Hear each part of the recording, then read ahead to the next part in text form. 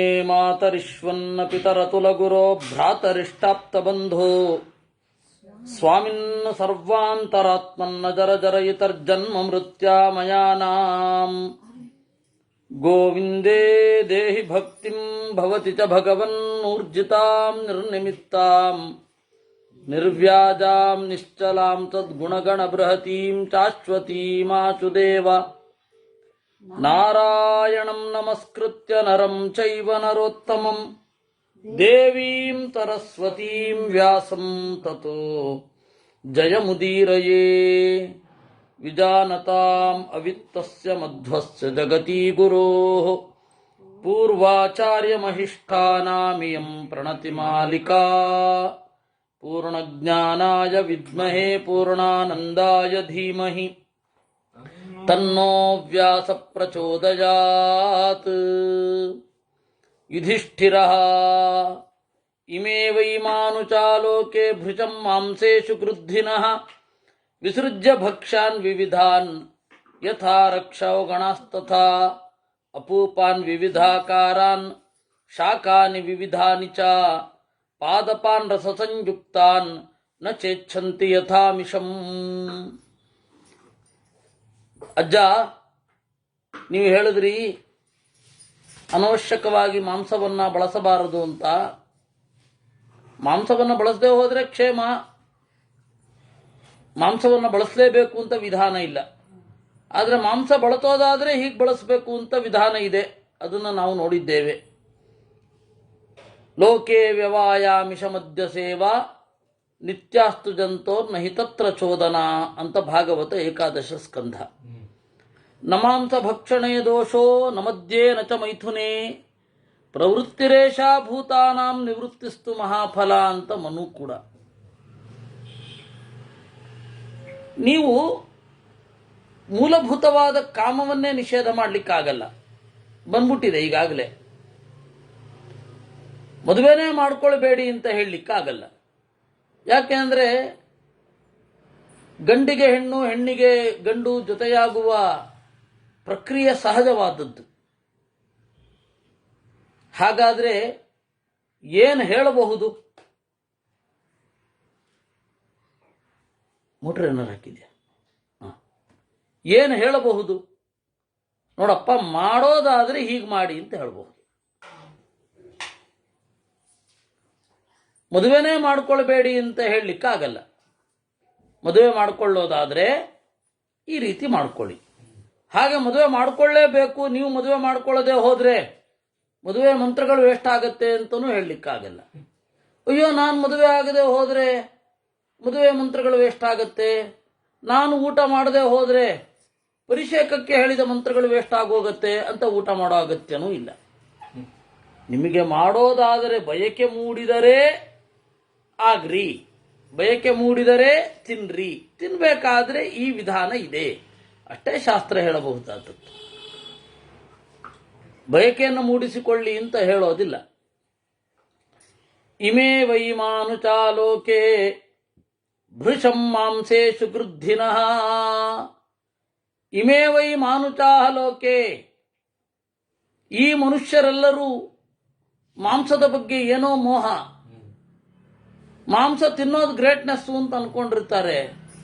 ಆ ಬಯಕೆಯನ್ನು ಗ್ರೇಟ್ನೆಸ್ ಅನ್ನೋ ರೀತಿಯಲ್ಲಿ ಹೇಳ್ತಾರೆ. ಮಾಂಸಾಹಾರಿಗಳು ಅಂತ ಹೇಳಿ ನೀವು ಯಾರನ್ನು ಕೀಳುಗೆಳೆಯಬೇಡಿ ಅಂತಾರೆ. ಅದ್ರ ಉದ್ದೇಶ ನಮಗೆ ಉತ್ಕಟವಾದ ಬಯಕೆ ಇದೆ ಅಂತ ಅಲ್ಲ. ಕೀಳುಗೆಳೆಯೋದು ಅಗತ್ಯ ಇಲ್ಲ, ಅದು ಬೇರೆ.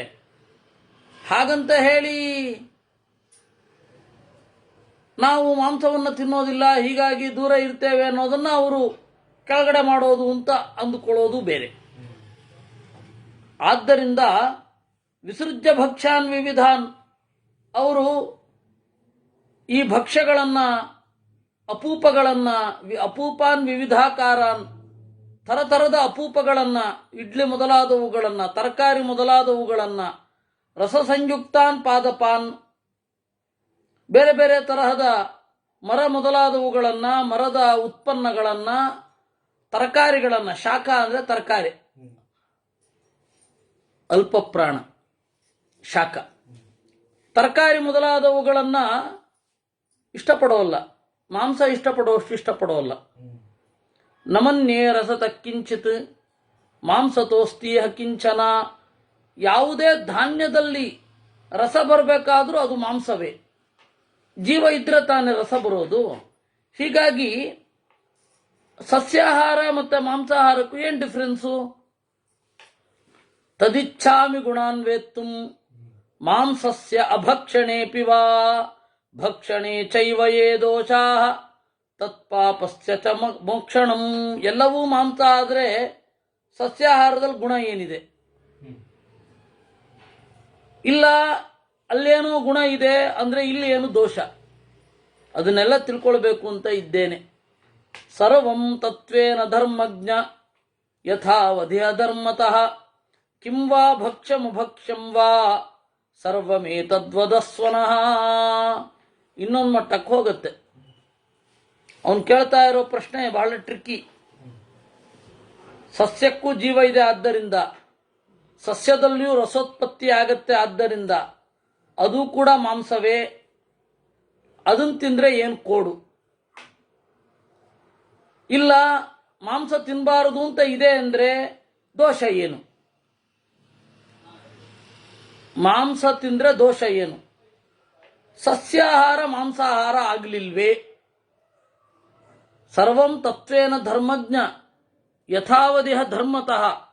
ಅದರಿಂದಾಗಿ ಧಾರ್ಮಿಕವಾಗಿ ತಿನ್ನಬೇಕಾದದ್ದು ಯಾವುದು, ತಿನ್ನಬಾರದ್ದು ಯಾವುದು?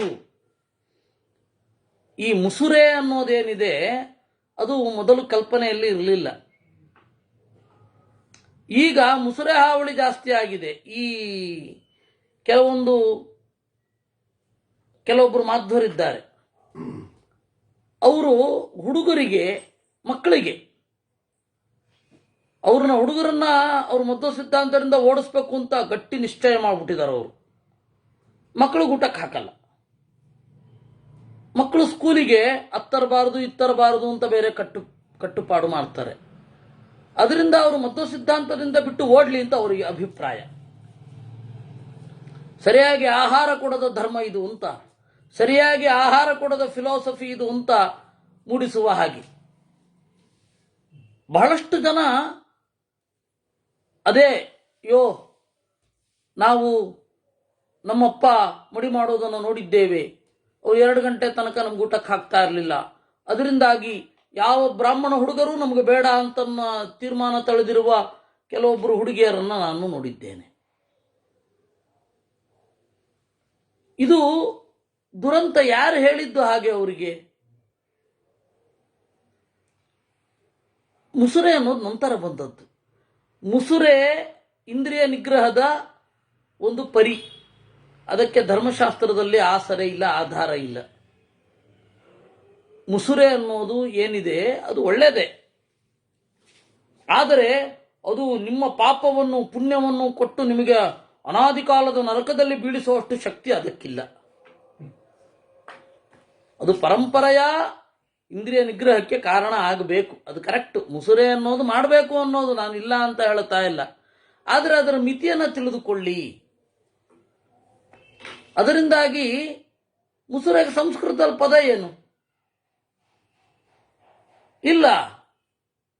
ಅದರಿಂದಾಗಿ ಅದ್ರ ಬಗ್ಗೆ ಮಾತಾಡೋದೇ ವೇಸ್ಟ್. ಮುಸುರೆ ಯಾವುದು ಮುಸುರೆ ಯಾವುದು ಮುಸುರೆ ಅಲ್ಲ, ಇವ್ರ ಪ್ರಕಾರ ಅದು ಮುಸುರೆ, ಅದೆಲ್ಲ ತೀರಾ ಬಾಲಿಶ, ತೆಗೆದಾಕಿ ಆಚೆ. ಅದರಿಂದ ಆಚೆ ಬನ್ನಿ ಆ ಮೈಂಡ್ ಸೆಟ್ಟಿನಿಂದ. ಇಲ್ಲಿ ಧರ್ಮತಃ ಭಕ್ಷ್ಯ ಅಭಕ್ಷ್ಯ ಅಷ್ಟೇ ಕೇಳ್ತಾ ಇರೋದು. ಸರ್ವಮೇತನ್ಮಹಾಬಾಹೋ ಯಥಾ ವದಸಿ ಭಾರತ ನಮಾಂತಾತ್ ಪರಮಸ್ತೀಹ ರಸತೋ ವಿದ್ಯತೆ ಭುವಿ. ಇದೆಲ್ಲ ಕರೆಕ್ಟು. ಮಾಂಸಕ್ಕಿಂತ ರಸಕ್ಕಿಂತ ಮಿಗಿಲಾದ ಮಾಂಸವೇ ಇಲ್ಲ. ಎಲ್ಲ ರಸವೂ ಮಾಂಸವೇ. ಆ ದೃಷ್ಟಿಯಲ್ಲಿ ತರಕಾರಿಯೂ ಮಾಂಸವೇ, ಸೊಪ್ಪು ಮಾಂಸವೇ, ಎಲ್ಲವೂ ಮಾಂಸವೇ. ನೀವು ಆ ದೃಷ್ಟಿಯಲ್ಲಿ ನೋಡಿದ್ರೆ ಸಸ್ಯಾಹಾರ ಮತ್ತೆ ಮಾಂಸಾಹಾರಗಳಲ್ಲಿ ಭೇದವೇ ಇಲ್ಲ. ಕ್ಷತ ಕ್ಷೀಣಾಭಿತಪ್ತಾನಾಂ ಗ್ರಾಮ್ಯ ಧರ್ಮರತಾಶ್ಚಯೇ ಅಧ್ವನಾಕರ್ಷಿತಾನಾಂಚ ನ ಮಾಂಸಾದ್ವಿದ್ಯತೆ ಪರಂ. ಕ್ಷತಕ್ಷೀಣಾಭಿತಪ್ತಾನಾಂ, ಗಾಯಗೊಂಡವರು, ರೋಗದಿಂದ ಕ್ಷೀಣರಾದವರು, ಧಾತುಕ್ಷಯಾದಿಗಳಿಂದ ಸಂಕಟಪಟ್ಟವರು, ರಕ್ಷಣೆ ಮೊದಲಾದ ಗ್ರಾಮ್ಯ ಧರ್ಮದಲ್ಲಿ ತೊಡಗಿದವರು, ಅಧ್ವನಾಕರ್ಷಿತಾನಾಂ, ವಿಪರೀತವಾಗಿ ಬಸವಳಿದವರು, ಆಹಾರ ಇಲ್ಲದೆ ಹೋದರೆ ಬದುಕಲಿಕ್ಕೆ ಆಗಲ್ಲ ಅಂತನ್ನುವ ಪರಿಸ್ಥಿತಿ ತಲುಪಿದವರಿಗೆ ಮಾಂಸ ಏನು ತೊಂದರೆ ಮಾಡಲ್ಲ. ಅವರಿಗೆ ಮಾಂಸ ತೆಗೆದುಕೊಳ್ಳಲಿಕ್ಕೆ ಶಾಸ್ತ್ರದ ಅನುಮತಿ ಇದೆ. ಅವಕಾಶ ನೀವು ಮಾಡ್ಕೊಳ್ಳಿ, ತೀರಾ ಆಗದೆ ಹೋದರೆ ಅಂತ ಮಾಡೋದು. ಸದ್ಯೋ ವರ್ಧಯತಿ ಪ್ರಾಣಾನ್ ಪುಷ್ಟಿಮಗ್ರ್ಯಾಂ ದದಾತಿ ಚ ನಾಶೋ ಭಕ್ಷಣ ದೋಷಸ್ಯ ದಾನಮೇವ ಸದಾವ್ರತಂ. ಆಪತ್ತಿನಲ್ಲಿ ನೀವು ತಿಂದಿದ್ರೆ ಅದು ಪುಷ್ಟಿಯನ್ನು ಕೊಡುತ್ತೆ. ಆಮೇಲೆ ಪ್ರಾಯಶ್ಚಿತ್ತಾದಿಗಳನ್ನು ಮಾಡಿ. ಕ್ಷುಧಿತಾನಾಂ ದ್ವಿಜಾನಾಂಚ ತರವೇತಾಂ ಚಾಪಿ ಜೀವಿತಂ ದತ್ವಾ ಭವತಿ ಪೂತಾತ್ಮ ಶ್ರದ್ಧೆಯ ಲೋಭವರ್ಜಿತಃ. ಲೋಭವಿಲ್ಲದೆ ಶ್ರದ್ಧೆಯಿಂದ ಹಸಿದವರಿಗೆ ಅನ್ನವನ್ನು ದಾನ ಮಾಡಿ ನೀವು ಆ ತಿಂದ ಪಾಪವನ್ನು ಪರಿಹಾರ ಮಾಡ್ಕೋಬಹುದು. ಅದರಿಂದ ಕೊಂದ ಪಾಪ ತಿಂದ ಪರಿಹಾರ ಅಲ್ಲ, ತಿಂದ ಪಾಪ ಕೊಟ್ಟು ಪರಿಹಾರ. ಈ ಬೇಟೆಗಾರರಲ್ಲಿ ಒಂದು ವಿಚಿತ್ರವಾದ ಸಂಪ್ರದಾಯ ಇದೆ, ಕೊಂದ ಪಾಪ ತಿಂದ ಪರಿಹಾರ ಅಂತ. ಅದು ತಮಾಷೆಗೆ ಮಾಡಿದ್ದು ಅನ್ನೋದು ಗೊತ್ತಾಗಿಲ್ಲ. ಬೇಟೆಗಾರರು ಇವತ್ತಿಗೂ ಸೀರಿಯಸ್ ಆಗಿ ನಂಬ್ಕೊಂಡಿದ್ದಾರೆ ಅದನ್ನ. ಹುಲಿಯನ್ನೋ ಏನನ್ನೋ ಕೊಂದುಬಿಟ್ರೆ ಅಯ್ಯೋ ಕೊಂದುಬಿಟ್ಟಿದ್ದೀವಲ್ಲ ಅಂತ ಅನ್ಸತ್ತೆ ಅವ್ರಿಗೆ. ಅನ್ನಿಸಿ ಒಂದಿಷ್ಟು ಹುಲಿ ಮಾಂಸ ತಗೊಳ್ತಾರಂತೆ. ಅದು ವಿಪರೀತ ಉಪ್ಪಂತೆ. ತಿಂದು ನೋಡಿದವರು ಯಾರು, ಅವ್ರು ಹೇಳಿದ್ದು, ಬೇಟೆಗಾರರು ಹೇಳಿದ್ದು. ಅದಕ್ಕೆ ಇಷ್ಟು ಸಕ್ಕರೆ ಹಾಕೊಂಡು ನಮ್ ತಿಂದು ಬಿಡ್ತಾರಂತೆ. ಅವಾಗ ಪಾಪ ಪರಿಹಾರ ಆಯಿತು ಅಂತ. ಇಲ್ಲಿಂದ ಇಂಥರ ಬುದ್ಧಿ ಬರುತ್ತೋ ಅವರಿಗೆ. ಅದೇ ಯಾವುದೇ ಕಡೆಗೆ, ಯಾವುದೇ ಎಕ್ಸ್ಟ್ರೀಮ್ಗಳಿಗೆ ಈ ತರದ್ದೇ ಬುದ್ಧಿ ಓಡ್ತಾ ಇರುತ್ತೆ. ಯಾವುದೇ ಎಕ್ಸ್ಟ್ರೀಮ್. ನಮ್ಮ ಗುರುಗಳು ಒಂದು ಘಟನೆ ಹೇಳ್ತಾ ಇದ್ರು. ಯಾರೋ ಒಬ್ಬರು ಬಹಳ ದೊಡ್ಡ ಆಚಾರ್ಯರು, ಅವರು ಪುತ್ತಿಗೆ ಮಠದ ಆಸ್ಥಾನ ವಿದ್ವಾಂಸರಾಗಿದ್ದರು. ಅವರು ನಾನು ಎಷ್ಟು ಮಡಿ ಗೊತ್ತಾ, ನಾನು ಎಷ್ಟು ಮಡಿ ಅಂತ ಹೇಳಿದ್ರೆ ಒಂದು ಹಸುವನ್ನು ತಂದು ಒಬ್ಬ ಬ್ರಾಹ್ಮಣನಿಗೆ ಕೊಟ್ಟು ಅವನಿಗೆ ದಿವಸ ಹಾಲು ಕರ್ಕೊಂಡು ಬರಬೇಕು. ಹಸುವನ್ನು ಕೊಟ್ಟಿದ್ದೀನಿ, ಅದರ ಹುಲ್ಲು ಮೊದಲಾದ ಹೊಣೆಯನ್ನು ನಾನೇ ನೋಡ್ಕೊಳ್ತೇನೆ. ಆ ಹಾಲಿನಲ್ಲಿಯೇ ಶುದ್ಧವಾಗಿ ದೇವರಿಗೆ ಅಭಿಷೇಕ ಮಾಡೋದು ಅಂತ. ಅದಕ್ಕೆ ಇವ್ರು ಕೇಳಿದ್ರಂತೆ, ಅಲ್ಲ ಅವನನ್ನ ಬ್ರಾಹ್ಮಣ್ಯದಿಂದಲೇ ಆಚೆ ಕಳಿಸಿ ನೀವೇನು ಮಡಿ ಮಾಡೋದು ಅಂತ. ನಮ್ದೆಲ್ಲ ಆ ತರಹದ ಯೋಚನೆ. ಒಬ್ಬ ಮಡಿಯಲ್ಲಿ ಅಡಿಗೆ ಮಾಡ್ತಾನೆ ಅಂತ ಅವನು ಪಾಪ ಜಪ ಮಾಡ್ಲಿಕ್ಕೆ ಪುರುಸೊತ್ತಿರಲ್ಲ, ದೇವ್ರ ಪೂಜೆ ಮಾಡ್ಲಿಕ್ಕೆ ಪುರುಸೊತ್ತಿರಲ್ಲ, ಓದ್ಲಿಕ್ಕೆ ಪುರುಸೊತ್ತಿರಲ್ಲ. ಹಂಗೆ ಮಾಡಿ ಅವನನ್ನ ಬ್ರಾಹ್ಮಣನಾಗಬೇಕಾದವನನ್ನ, ಬ್ರಾಹ್ಮಣನಾಗಿರುವವನನ್ನ, ಉಪನೀತನಾಗಿ ಜಪಾದಿಗಳನ್ನ ಮಾಡಬೇಕಾದವನನ್ನ ಆಚೆಯಿಂದ ಕಳಿಸಿ ನೀನು ಜಪ ಮಾಡಲಿಕ್ಕಿಲ್ಲ, ಅದ್ರ ಬಗ್ಗೆನೇ ಯೋಚನೆ ಮಾಡ್ತಾ ಇರಬೇಕು, ಹೊಗೆಯಲ್ಲಿ ಬೇಯಬೇಕು, ಮತ್ತೆ ಓದ್ಲಿಕ್ಕಾಗಲ್ಲ ನಿನಗೆ ಇತ್ಯಾದಿಗಳನ್ನು ಅವನ ತಲೆಯಲ್ಲಿ ತುಂಬಿ ಅವನನ್ನ ವೇದ ಓದದಂತೆ ಮಾಡಿ ನಾವು ಮಡಿಯಲ್ಲಿದ್ದೇವೆ ಅಂತ ಭ್ರಮಿಸುವ ವರ್ಗ. ಅದೇ ರೀತಿ ಅವರು, ಇದೇ ರೀತಿ. ನನಗೆ ಇವರಿಬ್ಬರಲ್ಲಿ ವ್ಯತ್ಯಾಸವೇ ಕಾಣಲ್ಲ. ಬಹಳ ಎಕ್ಸ್ಟ್ರೀಮ್ನಲ್ಲಿ ಇರ್ತಾರಲ್ಲ, ಇಬ್ರು ಒಂದೇ ಥರ ದಡ್ರೆ. ತೀರಾ ಮಾಡ್ರನ್ನು, ತೀರಾ ಸಾಂಪ್ರದಾಯಿಕರು, ಒಂದೇ ಥರ ಪೆದ್ದುತನ. ಅದರಿಂದಾಗಿ ಮಾಡ್ರನ್ನ ನೋಡಿದ್ರೆ ನನಗೆ ಸಿಟ್ಟು ಬರಲ್ಲ, ಇವ್ರನ್ನ ನೋಡಿದ್ರೆ ಸಿಟ್ಟು ಬರಲ್ಲ. ಆಗ್ತಾ ಇರೋ ಘಟನೆ ಇದು. ನೀವು ಆಕ್ಚುಯಲ್ ಆಗಿ ನೋಡ್ತಾ ಇದ್ರೆ ಹಾಗಾಗ್ತಾ ಇರೋದು. ಲೌಕಿಕವಾಗಿ ಕೆಲಸ ಮಾಡ್ತಾ ಇರ್ತಾರೆ, ಅವ್ರಿಗೆ ಚೆನ್ನಾಗಿ ತಿನ್ನಿ, ಯಾಕೆಂದ್ರೆ ಅವ್ರಿಗೆ ಅಲ್ಲಿ ತಿನ್ಬೇಡಿ ಇಲ್ಲಿ ತಿನ್ಬೇಡಿ ಅಂತ ಹೇಳ್ತಾರೆ. ಪಾಪ ಅವ್ರಿಗೆ ಸರಿಯಾಗಿ ಊಟ ಇರಲ್ಲ. ಅದನ್ನ ಕಟ್ಟುನಿಟ್ಟಾಗಿ ಪಾಲನೆ ಮಾಡಿ ಅವರಿಗೆ ಸರಿಯಾಗಿ ಪುಷ್ಟಿ ಇರಲ್ಲ, ಮಕ್ಕಳಿಗೆ ಶಕ್ತಿ ಇರಲ್ಲ. ಫಸ್ಟ್ ಆಫ್ ಆಲ್ ಮಕ್ಕಳೇ ಆಗಲ್ಲ, ಆ ಥರ ಮಾಡಿಟ್ಟಿರ್ತಾರೆ. ಇದು ಎಲ್ಲ ದುರಂತ ಯಾರಿಗೆ ಹೇಳೋದು? ಆ ಎತ್ತರದ ಪೀಠದಲ್ಲಿರೋ ತೊಗೊಂಡೋಗಿ ಎರಡು ಬಾರಿಸ್ಬೇಕು, ಕರೆಕ್ಟ್ ಆಗತ್ತೆಲ್ಲ. ಆ ಘಟನೆಯನ್ನು ನೋಡ್ತಾ ಇಲ್ಲ ಅವರು. ಎಷ್ಟು ಸಮಸ್ಯೆ ಆಗ್ತಾ ಇದೆ ಗೊತ್ತಾ ಸಮಾಜದಲ್ಲಿ. ಇವ್ರ ದಡ್ಡತನ ಇವ್ರಿಗಾಗತ್ತೆ. ಯಾಕೆಂತಂದ್ರೆ ಮನೆಯಲ್ಲಿ ಇರ್ತಾರೆ ಅಥವಾ ಮಠದಲ್ಲಿ ಇರ್ತಾರೆ, ಇವ್ರಿಗೆ ಹೊತ್ತಿಗಾಗತ್ತೆ. ಆದ್ರೆ ಹೊರಗಡೆ ಕೆಲಸ ಮಾಡುವವರು ಅವರು ಮುಂದೆ ಸಂತತಿ ಇಲ್ಲ ಅಂದ್ರೆ ಎಷ್ಟು ಕಷ್ಟ. ಸಂತತಿಹೀನರಾಗ್ತಾ ಇರೋದು ಆ ಜನಾಂಗಕ್ಕೆ ದೊಡ್ಡ ಸಂಗತಿ ಅಂತಾನೆ ಅನಿಸಿಲ್ಲ. ಇದೆಲ್ಲ ನಮ್ಮ ದುರಂತಗಳು. ಅದರಿಂದ ಇಲ್ಲಿ ಇರೋದು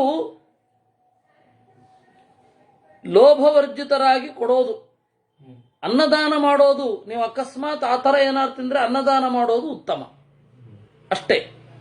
ಶಿಕ್ಷಯಂತಿ ನಯಾಚಂತೆ ದರ್ಶಯಂತಿ ಸ್ವಮೂರ್ತಿಭಿ ಅವಸ್ಥೇಯ ಮದಾನಸ್ಯ ಮಾ ಭೂದೇವಂ ಭವಾನಿತಿ. ಕೆಲವೊಂದು ಜನರು ತಮ್ಮ ದೇಹದ ಮೂಲಕವೇ ತೋರಿಸಿಬಿಡುತ್ತಾರೆ, ದಾನ ಮಾಡದೇ ಇರಬೇಡಿ ನಮ್ಮ ಥರ ಆಗ್ತೀರಾ ಅಂತ. ದಾನ ಮಾಡಿ ಅವರಿಗೆ. ದಾನಾದ್ಯಸ್ಸು ಶುಚಿರ್ಮಾಂಸಂ ಪುನರ್ನೈವ ಚ ಭಕ್ಷಯೇತ್. ಆದರೆ ಆಪದ್ಧರ್ಮ ಅಂತ ಒಂದು ಬಾರಿ ತಿಂದವನು ಮತ್ತೆ ಮತ್ತೆ ಅದನ್ನು ತಿನ್ನಬಾರದು. ನ ಭಕ್ಷೋಭ್ಯಧಿಕ ಕಶ್ಚಿತ್ ಮಾಂಸಾದಸ್ತಿ ಪರಂತಪ ವಿವರ್ಜನೇತು ಬಹವೋ ಗುಣ ಕೌರವನಂದನ. ಮಾಂಸಕ್ಕಿಂತ ಮಿಗಿಲಾದ ಅನೇಕ ಭಕ್ಷ್ಯಗಳಿದೆ. ಮಾಂಸವನ್ನು ಬಿಟ್ಟರೆ ಬಹಳ ಗುಣ ಇದೆ, ದೋಷ ಏನೂ ಇಲ್ಲ. ಆವಾಗ ಮಾಂಸವನ್ನು ತಿಂತಾ ಇದ್ದದ್ದು ಯಾವತ್ತೋ ಒಮ್ಮೆ ಅಂತ ಬಂದಾಗ ಋಷಿಗಳು ತಗೊಳ್ತಾ ಇದ್ರು. ಅದು ಯಜ್ಞದಲ್ಲಿ ಪ್ರಸಾದ ಅಂತ ಬಂದಾಗ ಆಚಾರ್ಯರು ಅದನ್ನು ಹೇಳಿದ್ದಾರೆ. ಯಜ್ಞದಲ್ಲಿ ಪ್ರಸಾದ ರೂಪವಾಗಿ ಬಂದದ್ರಿಂದ ತಗೊಳ್ತಾ ಇದ್ರು. ಯಜ್ಞ ಇಲ್ಲದೆ ಹೋದ್ರೆ ಅವ್ರು ತಗೊಳ್ತಾ ಇರಲಿಲ್ಲ. ಹಾಗಂತ ಹೇಳಿ ದಿವಸ ಅವರು ಅಡುಗೆನೂ ಮಾಡ್ಕೊಳ್ತಾ ಇರಲಿಲ್ಲ. ಆ ಲೆವೆಲಲ್ಲಿ ಇದ್ದವರು ಅವರು. ನಹಿ ಪ್ರಾಣಾನ್ ಪ್ರಿಯತರಂ ಲೋಕೆ ಕಿಂಚನ ವಿದ್ಯತೆ ತಸ್ಮಾತ್ ದಯಾಂ ನರಃ ಕುರ್ಯಾತ್ ಯಥಾತ್ಮನಿ ತಥಾ ಪರೇ. ನೋಡಿ, ಮಾಂಸ ಬಿಡಲಿಕ್ಕೆ ಕೆಲವೊಂದು ಕಾರಣ ಇದೆ, ಮಾಂಸ ಬೇಡ ಅನ್ನಲಿಕ್ಕೆ ಕೆಲವೊಂದು ಕಾರಣ ಇದೆ. ಯಾಕೆಂದ್ರೆ ಪ್ರಾಣಿಗಳಿಗೆ ಧರ್ಮ ಮತ್ತೆ ಕಾಮ, ಧರ್ಮ ಇಲ್ಲ, ಕಾಮ ಉತ್ಕಟವಾಗಿ ಇದೆ. ಧರ್ಮ ಇಲ್ಲ, ಕಾಮ ಇದೆ. ಆ ಕಾಮದ ಉತ್ಕಟವಾದ ಅಭಿವ್ಯಕ್ತಿ ಅವುಗಳಲ್ಲಾಗತ್ತೆ. ಅವುಗಳಿಗೆ ಧರ್ಮಾರ್ಥ ಕಾಮಗಳು ಕೆಲವೊಂದು ಧರ್ಮ ಸಾಧನವಾದದ್ದಿರುತ್ತೆ. ಗೋವು ಮೊದಲಾದವುಗಳೆಲ್ಲ ಧರ್ಮ ಸಾಧನ, ಅದರಿಂದಾಗಿ ತಗೊಳ್ಳಿಕ್ಕಿಲ್ಲ. ನಹಿ ಪ್ರಾಣಾತ್ ಪ್ರಿಯತರಂ, ಪ್ರಾಣಕ್ಕಿಂತ ಮಿಗಿಲಾಗಿ ಲೋಕದಲ್ಲಿ ಯಾವುದೂ ಇಲ್ಲ. ಅದರಿಂದಾಗಿ ದಯೆ ಉಂಟು ಮಾಡಬೇಕು. ಶುಕ್ಲಾಕ್ಷತಾತ ಸಂಭೂತಿ ಮಾಂಸಸ್ಯೇಹ ನತಂ ಚಯಃ ಖಾದನೇನ ಮಹಾಂದೋಚೋ ಮಲೇನ ಸಹಿ ಕಲ್ಪ್ಯತೆ. ಶುಕ್ಲಾತ್, ಪ್ರತಿಯೊಂದು ಪ್ರಾಣಿ ರಕ್ತ ಹಾಗೂ ಶುಕ್ಲದ ಸಂಪರ್ಕದಿಂದ ಆಗಿರುತ್ತೆ. ಇಲ್ಲಿ ಶುಕ್ಲ ಹಾಗೂ ರಕ್ತಗಳ ಸಂಪರ್ಕದಿಂದ ಆಗಿರಲ್ಲ ಗಿಡ ಮರಗಳು. ಹೀಗಾಗಿ ಆ ಹಿಂಸೆ ಉತ್ಕಟವಾಗಿರಲ್ಲ. ಈಗ ಹಿಂಸೆ ಕಿತ್ರು ಆಗತ್ತೆ, ಹಣ್ಣು ಕಿತ್ರು ಹಿಂಸೆಯೇ. ಹಣ್ಣು ಬಿದ್ದರೆ ಹಿಂಸೆ ಅಲ್ಲ ಅನ್ನೋದು ಕರೆಕ್ಟ್. ಹಣ್ಣು ಬೀಳೋದು ಸಹಜ ಕ್ರಿಯೆ. ಬಿದ್ದ ಹಣ್ಣನ್ನು ತಿನ್ನೋದು ಕರೆಕ್ಟು, ಹಣ್ಣನ್ನು ಬೀಳಿಸೋದು ಕರೆಕ್ಟು. ಆದರೆ ಉತ್ಕಟವಾದ ಹಿಂಸೆ ಆಗಲ್ಲ. ಮತ್ತೆ ಬೆಳೆಯುತ್ತೆ ಅಂದ್ರೆ ಏನರ್ಥ? ಅದು ಗಾಯ ಮಾಯುತ್ತೆ ಅಂತ. ಆದರೆ ಇಷ್ಟು ಸರಳವಾಗಿ ಪ್ರಾಣಿಗಳದ್ದಾಗಲ್ಲ. ಯಾಕೆಂದ್ರೆ ಪ್ರಾಣಿಗಳದ್ದು ಹೆಣ್ಣು ಮತ್ತೆ ಗಂಡು ಸ್ಪಷ್ಟವಾಗಿ ಸೇರುತ್ತೆ. ಇಲ್ಲಿ ಹೆಣ್ಣು ಸಸ್ಯ ಗಂಡು ಸಸ್ಯ ಅಂತ ಹೇಳಿ ಇಲ್ಲ, ಪರಾಗದ ಮೂಲಕ ಉತ್ಪತ್ತಿ. ನಾವು ಹೇಗೆ ಹೇಳಬೇಕು ಅಂದ್ರೆ ಬೀಜ ಅನ್ನೋದು ಹೆಣ್ಣಿನ ತರಹ ಅಂತ ನಾವು ಕಲ್ಪನೆ ಮಾಡಬೇಕು. ಕೆಲವೊಂದಕ್ಕೆಲ್ಲ ಗಂಡು ಮತ್ತೆ ಹೆಣ್ಣು ಅಂತ ಹೇಳಿ ನಾವು ಜಡದಲ್ಲಿಯೂ ಕಲ್ಪನೆ ಮಾಡೋದಿದೆ. ಸ್ತ್ರೀಶಿಲಾ ಪುಂಶಿಲಾ ಅಂತೀವಿ. ಸ್ತ್ರೀಶಿಲಾ, ಪುಂಶಿಲಾ, ನಪುಂಸಕ ಶಿಲಾ ಅಂತೇವೆ. ಶಿಲದಲ್ಲಿ ಎಂಥದ್ದು? ಲಿಂಗ, ಪಾರಿಭಾಷಿಕ ಶಬ್ದ, ಟೆಕ್ನಿಕಲ್ ಟರ್ಮ್.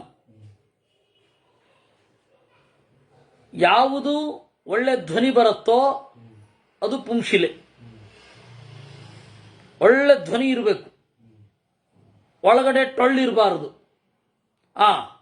ಇದು ಪ್ರತಿಮೆಗೆ ಯೋಗ್ಯ ಅಂತ ಪುಂಶಿಲಾ ಪ್ರತಿಮಾರ್ಥಂತು. ಸ್ತ್ರೀಶಿಲಾ ಪೀಠ ಕ್ಲುಪ್ತೈ, ಅದರ ನಂತರದ್ದು ಅದು ಪೀಠಕ್ಕಾಗಿ.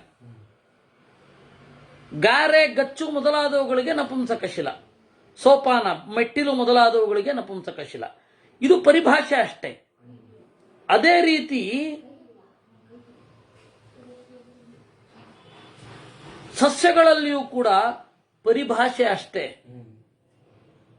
ಅದರಿಂದಾಗಿ ಗಂಡು ಹೆಣ್ಣು ಎರಡು ಕಾಮದಿಂದ ಸೇರೋದು, ಅಲ್ಲಿಂದ ಒಂದು ಮಗು ಬರೋದು, ಆ ಮಗು ತನ್ನ ಬದುಕಿಗಾಗಿ ಬೇರೆ ಎದ್ದನ್ನು ತಿನ್ನೋದು, ಅದನ್ನು ನಾವು ತಿನ್ನೋದು, ಇದು ಆ ಮಟ್ಟದ ಹಿಂಸೆ ಆಗಲ್ಲ. ಆ ಮಟ್ಟದ ಹಿಂಸೆ ಆಗಲ್ಲ. ಅಹಿಂಸಾ ಲಕ್ಷಣೋ ಧರ್ಮ ಇತಿ ವೇದವಿದೋ ವಿದುಃ ಯದಹಿಂತ್ರಂ ಭವೇತ್ ಕರ್ಮ ತತ್ಕುರ್ಯಾತ್ ಆತ್ಮವಿನ್ನರಃ. ಅಹಿಂಸಾ ಲಕ್ಷಣೋ ಧರ್ಮ, ಧರ್ಮದಲ್ಲಿ ಪ್ರಧಾನವಾಗಿ ಅಹಿಂಸೆ ಇರೋದು. ಹೆಚ್ಚು ಅಹಿಂಸರವಾದ ಕರ್ಮ ಏನಿದೆ ಅದನ್ನು ಮಾಡಬೇಕು. ಪಿತೃದೈವತ ಯಜ್ಞೇಶು ಪ್ರೋಕ್ಷಿತಂ ವಿರುಚ್ಯತೆ ವಿಧಿನಾ ವೇದ ದೃಷ್ಟೇನ ತದ್ಭುಕ್ತ್ವೇಹ ನ ದುಷ್ಯತೆ. ಅದರಿಂದಾಗಿ ಪಿತೃಕಾರ್ಯ, ದೇವಕಾರ್ಯ, ಯಜ್ಞ ಇವುಗಳಿಗೆ ಸಂಕಲ್ಪಿತವಾದದ್ದು ಹವಿಸ್ಸು ಅಂತ ಕರೀತಾರೆ. ಇದು ವೇದದೃಷ್ಟವಾದ ವಿಧಿಯಿಂದ ನೀವು ತಿಂದ್ರೆ ದೋಷ ಇಲ್ಲ. ಯಜ್ಞಾರ್ಥಂ ಪಶವಸೃಷ್ಟಾ ಇತ್ಯಪಿ ಶ್ರೂಯತೆ ಶ್ರುತಿ. ಯಜ್ಞಕ್ಕಾಗಿ ಪಶುಗಳ ಸೃಷ್ಟಿ ಅಂತ ಹೇಳಿ ವೇದ ಇದೆ. ಗೋವು ಯಜ್ಞಕ್ಕಾಗಿಯೇ ಸೃಷ್ಟವಾದದ್ದು, ಆದರೆ ಅದರ ಮಾಂಸವನ್ನು ಬಳಸುವ ಹಾಗಿಲ್ಲ. ಹಾಲು, ಅನೇಕ ಯಜ್ಞಕ್ಕೆ ಸೃಷ್ಟವಾದ ಪದಾರ್ಥಗಳಿದೆ. ಹಿಂಸೆ ಮತ್ತು ಅಹಿಂಸೆ ಅಂತನ್ನೋದು ಒಂದು ಜೈನರು ಬಂದ ಮೇಲೆ ಬೇರೆ ಆಯಿತು. ಗಾಂಧಿ ಬಂದ ಮೇಲಂತೂ ಇನ್ನೂ ಬೇರೆ ಆಗೋಯ್ತು. ಹಿಂಸೆ ಮತ್ತು ಅಹಿಂಸೆ ಕಲ್ಪನೆಗಳ ಬೇಸಿಕ್ ಕಾನ್ಸೆಪ್ಟೇ ಹೊರಟೋಯ್ತು. ನಾವಾದರೂ ವೈದಿಕರು ಕೃಷ್ಣ ಹೇಳಿದ ರೀತಿಯಲ್ಲಿ, ಅಂದ್ರೆ ಇಲ್ಲಲ್ಲ ಕೃಷ್ಣ ಹೇಳಿದ್ದು ಸಭಾಪರ್ವದಲ್ಲಿ, ಹಿಂಸಾ ಮತ್ತು ಅಹಿಂಸೆಯ ಲಕ್ಷಣವನ್ನು ತಗೊಳ್ಳಿಲ್ಲ. ತಗೊಳ್ಬೇಕಿತ್ತು, ಆದರೆ ತಗೊಳ್ಳಿಲ್ಲ. ಅದರಿಂದ ಲಾಸ್ ಆಗಿದ್ದ ಯಾರಿಗೆ? ನಮಗೇನೆ. ಕ್ಲಾರಿಟಿ ಇಲ್ಲ. ನೋಡಿ, ನಮ್ಮ ಸ್ವಾಮಿಗಳು, ಪೇಜಾವರ ಸ್ವಾಮಿಗಳು, ನಾನು ಕೃಷ್ಣಾರ್ಜುನವನ್ನು ಬಳಸೋಲ್ಲ ಅಂತ ಇದ್ರು. ಯಾಕೆ? ಅದು ಚರ್ಮ, ಜಿಂಕೆಯ ಚರ್ಮ, ಅದರಿಂದಾಗಿ ನಾನು ಬಳಸೋಲ್ಲ ಅಂತ ಇದ್ರು. ಯಾಕೆ? ಅವ್ರ ಮೇಲೆ ಗಾಂಧಿಯ ಪ್ರಭಾವ ಜಾಸ್ತಿ ಇತ್ತು. ಆದ್ದರಿಂದ ಅವರು ಒಂದು ಕಾಲದಲ್ಲಿ ರೇಷ್ಮೆ ಬಟ್ಟೆ ಮುಟ್ತಾ ಇರಲಿಲ್ಲ. ಆಮೇಲೆ ಅವರು ಓಡಾಡುವ ವೇಗಕ್ಕೆ ಇದು ಬಟ್ಟೆ ಒಣಗ್ತಾ ಇರಲಿಲ್ಲ. ಸರಿ, ಆಮೇಲೆ ಅವರು ಶಾಸ್ತ್ರದಲ್ಲಿದೆ ಅಂತ ಹೇಳಿ ಇದನ್ನ ಮುಟ್ತಾ ಇದ್ರು. ಉಡುಪಿಯ ಕಡೆ ಯಾಕೆ ಕೃಷ್ಣಾರ್ಜುನ ತಗೊಳ್ಳೋಲ್ಲ ಅಂದ್ರೆ, ಆ ಬಿಸಿಗೆ ಕೂದಲೆಲ್ಲ ಉದುರುತ್ತೆ. ಇವರು ಅದನ್ನ ಹಾಕೊಳ್ಳಿಕ್ಕೆ ಜಪಕ್ಕೆ ಒಳ್ಳೆಯದು ಅಂತ ಹೇಳಿದ್ದು ಮೂಲಭೂತವಾಗಿ. ಹಿಂಸೆಯ ಲಕ್ಷಣ ಬಂದಾಗ ಹೇಳ್ತಾ ಇರೋದು ಜಪಗಳು. ಇವ್ರು ಜಪಕ್ಕೆ ಇಟ್ಕೊಳ್ಳಲ್ಲ, ಅದನ್ನ ಪೆಟ್ಟಿಗೆಗೆ ಇಟ್ಕೊಳ್ತಾರೆ. ಇವ್ರು ದೇವ್ರಿಗೆ ಮಡಿ ಮಾಡ್ತಾರೆ. ಇವರು ದೇವ್ರು ಮಡಿಯಲ್ಲಿರ್ಬೇಕು ಅಂತಂದ್ರೆ ಕೃಷ್ಣಾರ್ಜುನ ಪೆಟ್ಟಿಗೆಯಲ್ಲಿ ಕಟ್ಟಬೇಕು ಅಂತ. ಇದ್ಯಾವ ಕಾನ್ಸೆಪ್ಟ್ ನನಗಿನ್ನೂ ಅರ್ಥ ಆಗಲ್ಲ. ನೀವು ಘಟ್ಟದ ಮೇಲಿನ ಎಲ್ಲ ಮಠಗಳಲ್ಲಿ ನೋಡಿದ್ರು ಕೂಡ ಕೃಷ್ಣಾರ್ಜುನವನ್ನ ಬಳಸ್ತಾರೆ. ಅದು ದೇವ್ರನ್ನ ಹೆಂಗ್ ಮಡಿಗಿಡೋದು? ಅದು ಪ್ರತಿಮೆ ಆಯ್ತು. ಆ ಪ್ರತಿಮೆಯನ್ನ ಗೌರವದಿಂದ ಇಡೋಣ, ಒಳ್ಳೆ ಪ್ರದೇಶದಲ್ಲಿ ಇಡೋಣ, ಎಲ್ಲ ಕರೆಕ್ಟ್. ಒಳ್ಳೆ ಪ್ರದೇಶದಲ್ಲಿ ಇಡೋಣ, ಅದನ್ನು ಹೇಗೇಗೋ ಮುಟ್ಟೋದು ಬೇಡ. ಉಡುಪಿಯಲ್ಲಿ ಪೆಟ್ಟಿಗೆ ಅಲ್ಲಿ ಒಂದು ಏನು ಚಂದದ ಇದು ಯಾವುದು ಬಟ್ಟೆ, ಅದ್ರ ಮೇಲೆ ದಾರವನ್ನು ಕಟ್ಟಿರ್ತಾರೆ ಅಷ್ಟೇ. ಇವರು ಅದನ್ನ ನೋಡ್ಬಿಟ್ಟು ಇಲ್ಲ ಇಲ್ಲ ಅದು ಟ್ರಂಕ್ ತರ ಅದೇನು ದೊಡ್ಡದು ಅಂತಾರೆ. ಆದ್ರೆ ವಾಸ್ತವವಾಗಿ ದೇವ್ರನ್ನ ಮಡಿಯಲ್ಲಿಡೋದು ಅಂದ್ರೆ ಏನು ಅಂತ ಇನ್ನೊಂದು ದೊಡ್ಡ ಪ್ರಶ್ನೆ. ಹೇಗೂ ಆವಾಹನೆ ಮಾಡಲೇಬೇಕಾ? ಆಯ್ತಪ್ಪ, ಆವಾಹನೆ ಬೇಡ, ನಾವು ದೇವರನ್ನ ಅಲ್ಲಿ ಚಿಂತನೆ ಮಾಡ್ತೇವೆ ಅಂತಾನೆ ಇಟ್ಕೊಳ್ಳೋಣ. ಪ್ರತೀಕ ನೀವು ಅವಾಗ ಚಿಂತನೆ ಮಾಡ್ತೀರಾ, ಮುಗೀತು. ಒಂದು ಇಲ್ಲಿ ಇದನ್ನ ಮಧ್ವರು ಎಲ್ಲ ಪೂಜೆ ಮಾಡಿದ್ದಾರೆ ಅಂತ ಒಂದು ಭಾವನೆಯಿಂದ ನಾವು ಆವಾಹನೆ ಮಾಡಲ್ಲ ಅಂತ ನೀವು ಹೇಳ್ತೀರಾ ಅಂತ ಇಟ್ಕೊಳ್ಳೋಣ. ಹಾಗಾದ್ರೂ ಅದು ಪ್ರತೀಕ ಅಷ್ಟೇ. ಹೀಗಾಗಿ ಇದರಲ್ಲಿ ಕಟ್ಟಿದ್ರೇನು ಅದರಲ್ಲಿ ಕಟ್ಟಿದ್ರೇನು.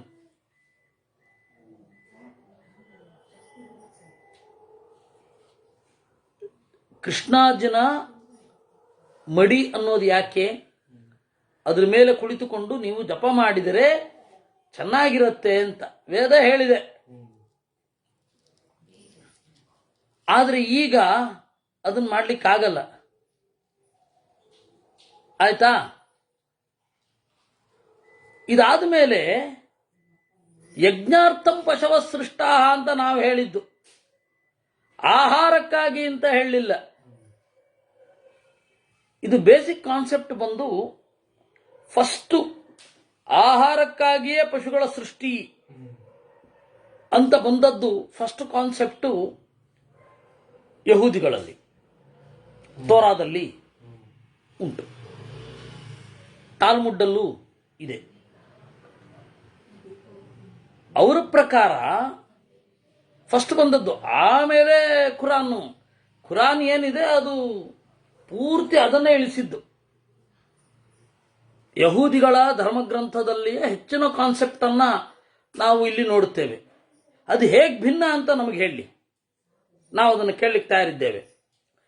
ಇಲ್ಲಿಯ ಕಾನ್ಸೆಪ್ಟು, ಯಹೂದಿಗಳ ಕಾನ್ಸೆಪ್ಟು ಮತ್ತೆ ಮುಸಲ್ಮಾನರ ಕಾನ್ಸೆಪ್ಟು ಸಾಮ್ಯ ಯಾಕಿದೆ, ಇಬ್ರಿಗೂ ಶುಕ್ರವಾರ ರಜೆ ಯಾಕೆ, ಇತ್ಯಾದಿಗಳಲ್ಲಿ ಅನೇಕ ಸಾಮ್ಯ ಇದೆ. ಯಾಕೆ ಅಂತ ನಾವು ಕೇಳಬೇಕಿದೆ. ಅವ್ರು ಹೆಂಗ್ ಟೊಪ್ಪಿ ಹಾಕೋತಾರೋ ಇವರು ಹಾಗೆ ಟೊಪ್ಪಿ ಹಾಕೋತಾರೆ. ಅದೆಲ್ಲ ನಾವು ಕೇಳಬೇಕಿದೆ. ಆದರೆ ಯಜ್ಞಕ್ಕಾಗಿ ಅಂತ ಇಲ್ಲ. ನೀವು ದೇವರಿಗೆ ಸಮರ್ಪಣೆ ಮಾಡಿ ನೀವು ಉಪವಾಸ ಇರಬಹುದು, ಹಾಗೊಂದು ನಮ್ಮಲ್ಲುಂಟು. ನಿಮ್ಮಲ್ಲಿ ಆ ತರಹದ ಕಾನ್ಸೆಪ್ಟೇ ಇಲ್ಲ. ಇದು ಒಂದು ಇದು ಯಾಕೆಂದ್ರೆ ಕೆಲವೊಂದು ಕಡೆ ಏಕಾದಶಿಯು ನೈವೇದ್ಯ ಉಂಟು. ಕೃಷ್ಣ ಮಠದಲ್ಲಿ ಏಕಾದಶಿಯು ನೈವೇದ್ಯ ಇದೆ, ದೇವ್ರಿಗೆ ಮಾತ್ರ, ನಾವು ಬಳಸಲ್ಲ. ಆ ತರಹ ಅಲ್ಲಿಲ್ಲ, ಸೀದಾ ನಿಮ್ಮ ಆಹಾರಕ್ಕೆ ಇರೋದು ಅಂತ. ಅದಕ್ಕೂ ಮೂಲಭೂತವಾಗಿ ಅವರೊಂದು ಅನುಕೂಲ ಸಿಂಧುವನ್ನು ತಗೊಂಡಿದ್ದಾರೆ, ಪ್ರಾಣಿಗಳಿಗೆ ಜೀವ ಇಲ್ಲ ಅಂತ. ಇನ್ನು ಕೆಲವು ಮತಗಳುಂಟು, ಹೆಣ್ಣು ಮಕ್ಕಳಿಗೆ ಜೀವ ಇಲ್ಲ ಅಂತ. ಏನ್ ಸಾಯೋದು? ಆ ವಾಕ್ಯ ನಂಗೆ ನೆನಪಾಗ್ತಾ ಇಲ್ಲ, ಆದ್ರೆ ಉಂಟು. ಅವ್ರ ಹೆಣ್ಮಕ್ಳು ಅಂದ್ರೆ ಅವ್ರ ಪ್ರಕಾರ ದೊಡ್ಡ ದೆವ್ವಗಳು, ಇಲ್ಲಿರೋದು ಅವ್ರ ಭೋಗಕ್ಕಾಗಿ ಮಾತ್ರ. ಅದನ್ನ ಮಾನವೀಯ ಅಂತಾರ್ರಿ ಇವರು. ನಮ್ಮ ಹೆಣ್ಮಕ್ಳಿಗೂ ತಲೆ ಸಮ ಇಲ್ಲ, ಅದನ್ನ ಮಾನವೀಯ ಅಂತವೆ ಬೇರೆ ಬೇರೆ ಧರ್ಮಗಳು. ಆದರ್ಶ ದಂಪತಿ ಅನ್ನುವ ಕಾನ್ಸೆಪ್ಟು ನೀವು ಬೈಬಲ್ನಲ್ಲಾಗಲಿ ಖುರಾನ್ನಲ್ಲಾಗಲಿ ತೋರಾದಲ್ಲಾಗಲಿ ನೋಡ್ಲಿಕ್ಕೆ ಸಾಧ್ಯ ಇಲ್ಲ. ಆಯ್ತಾ? ಅಂದ್ರೆ ಹೆಣ್ಣನ್ನ ಒಂದು ಭೋಗದ ವಸ್ತುವಾಗಿ ಪರಿಗಣಿಸಿದ್ದವರು. ಆದ್ರೆ ಇವರೆಲ್ಲ ಹೆಣ್ಮಕ್ಳೆಲ್ಲ ಸಿಟ್ಟು ಮಾಡ್ಕೊಳ್ತಾ ಇರೋದು ನಮ್ಮಿಂದ, ನಮ್ಮ ಮತದ ಮೇಲೆ.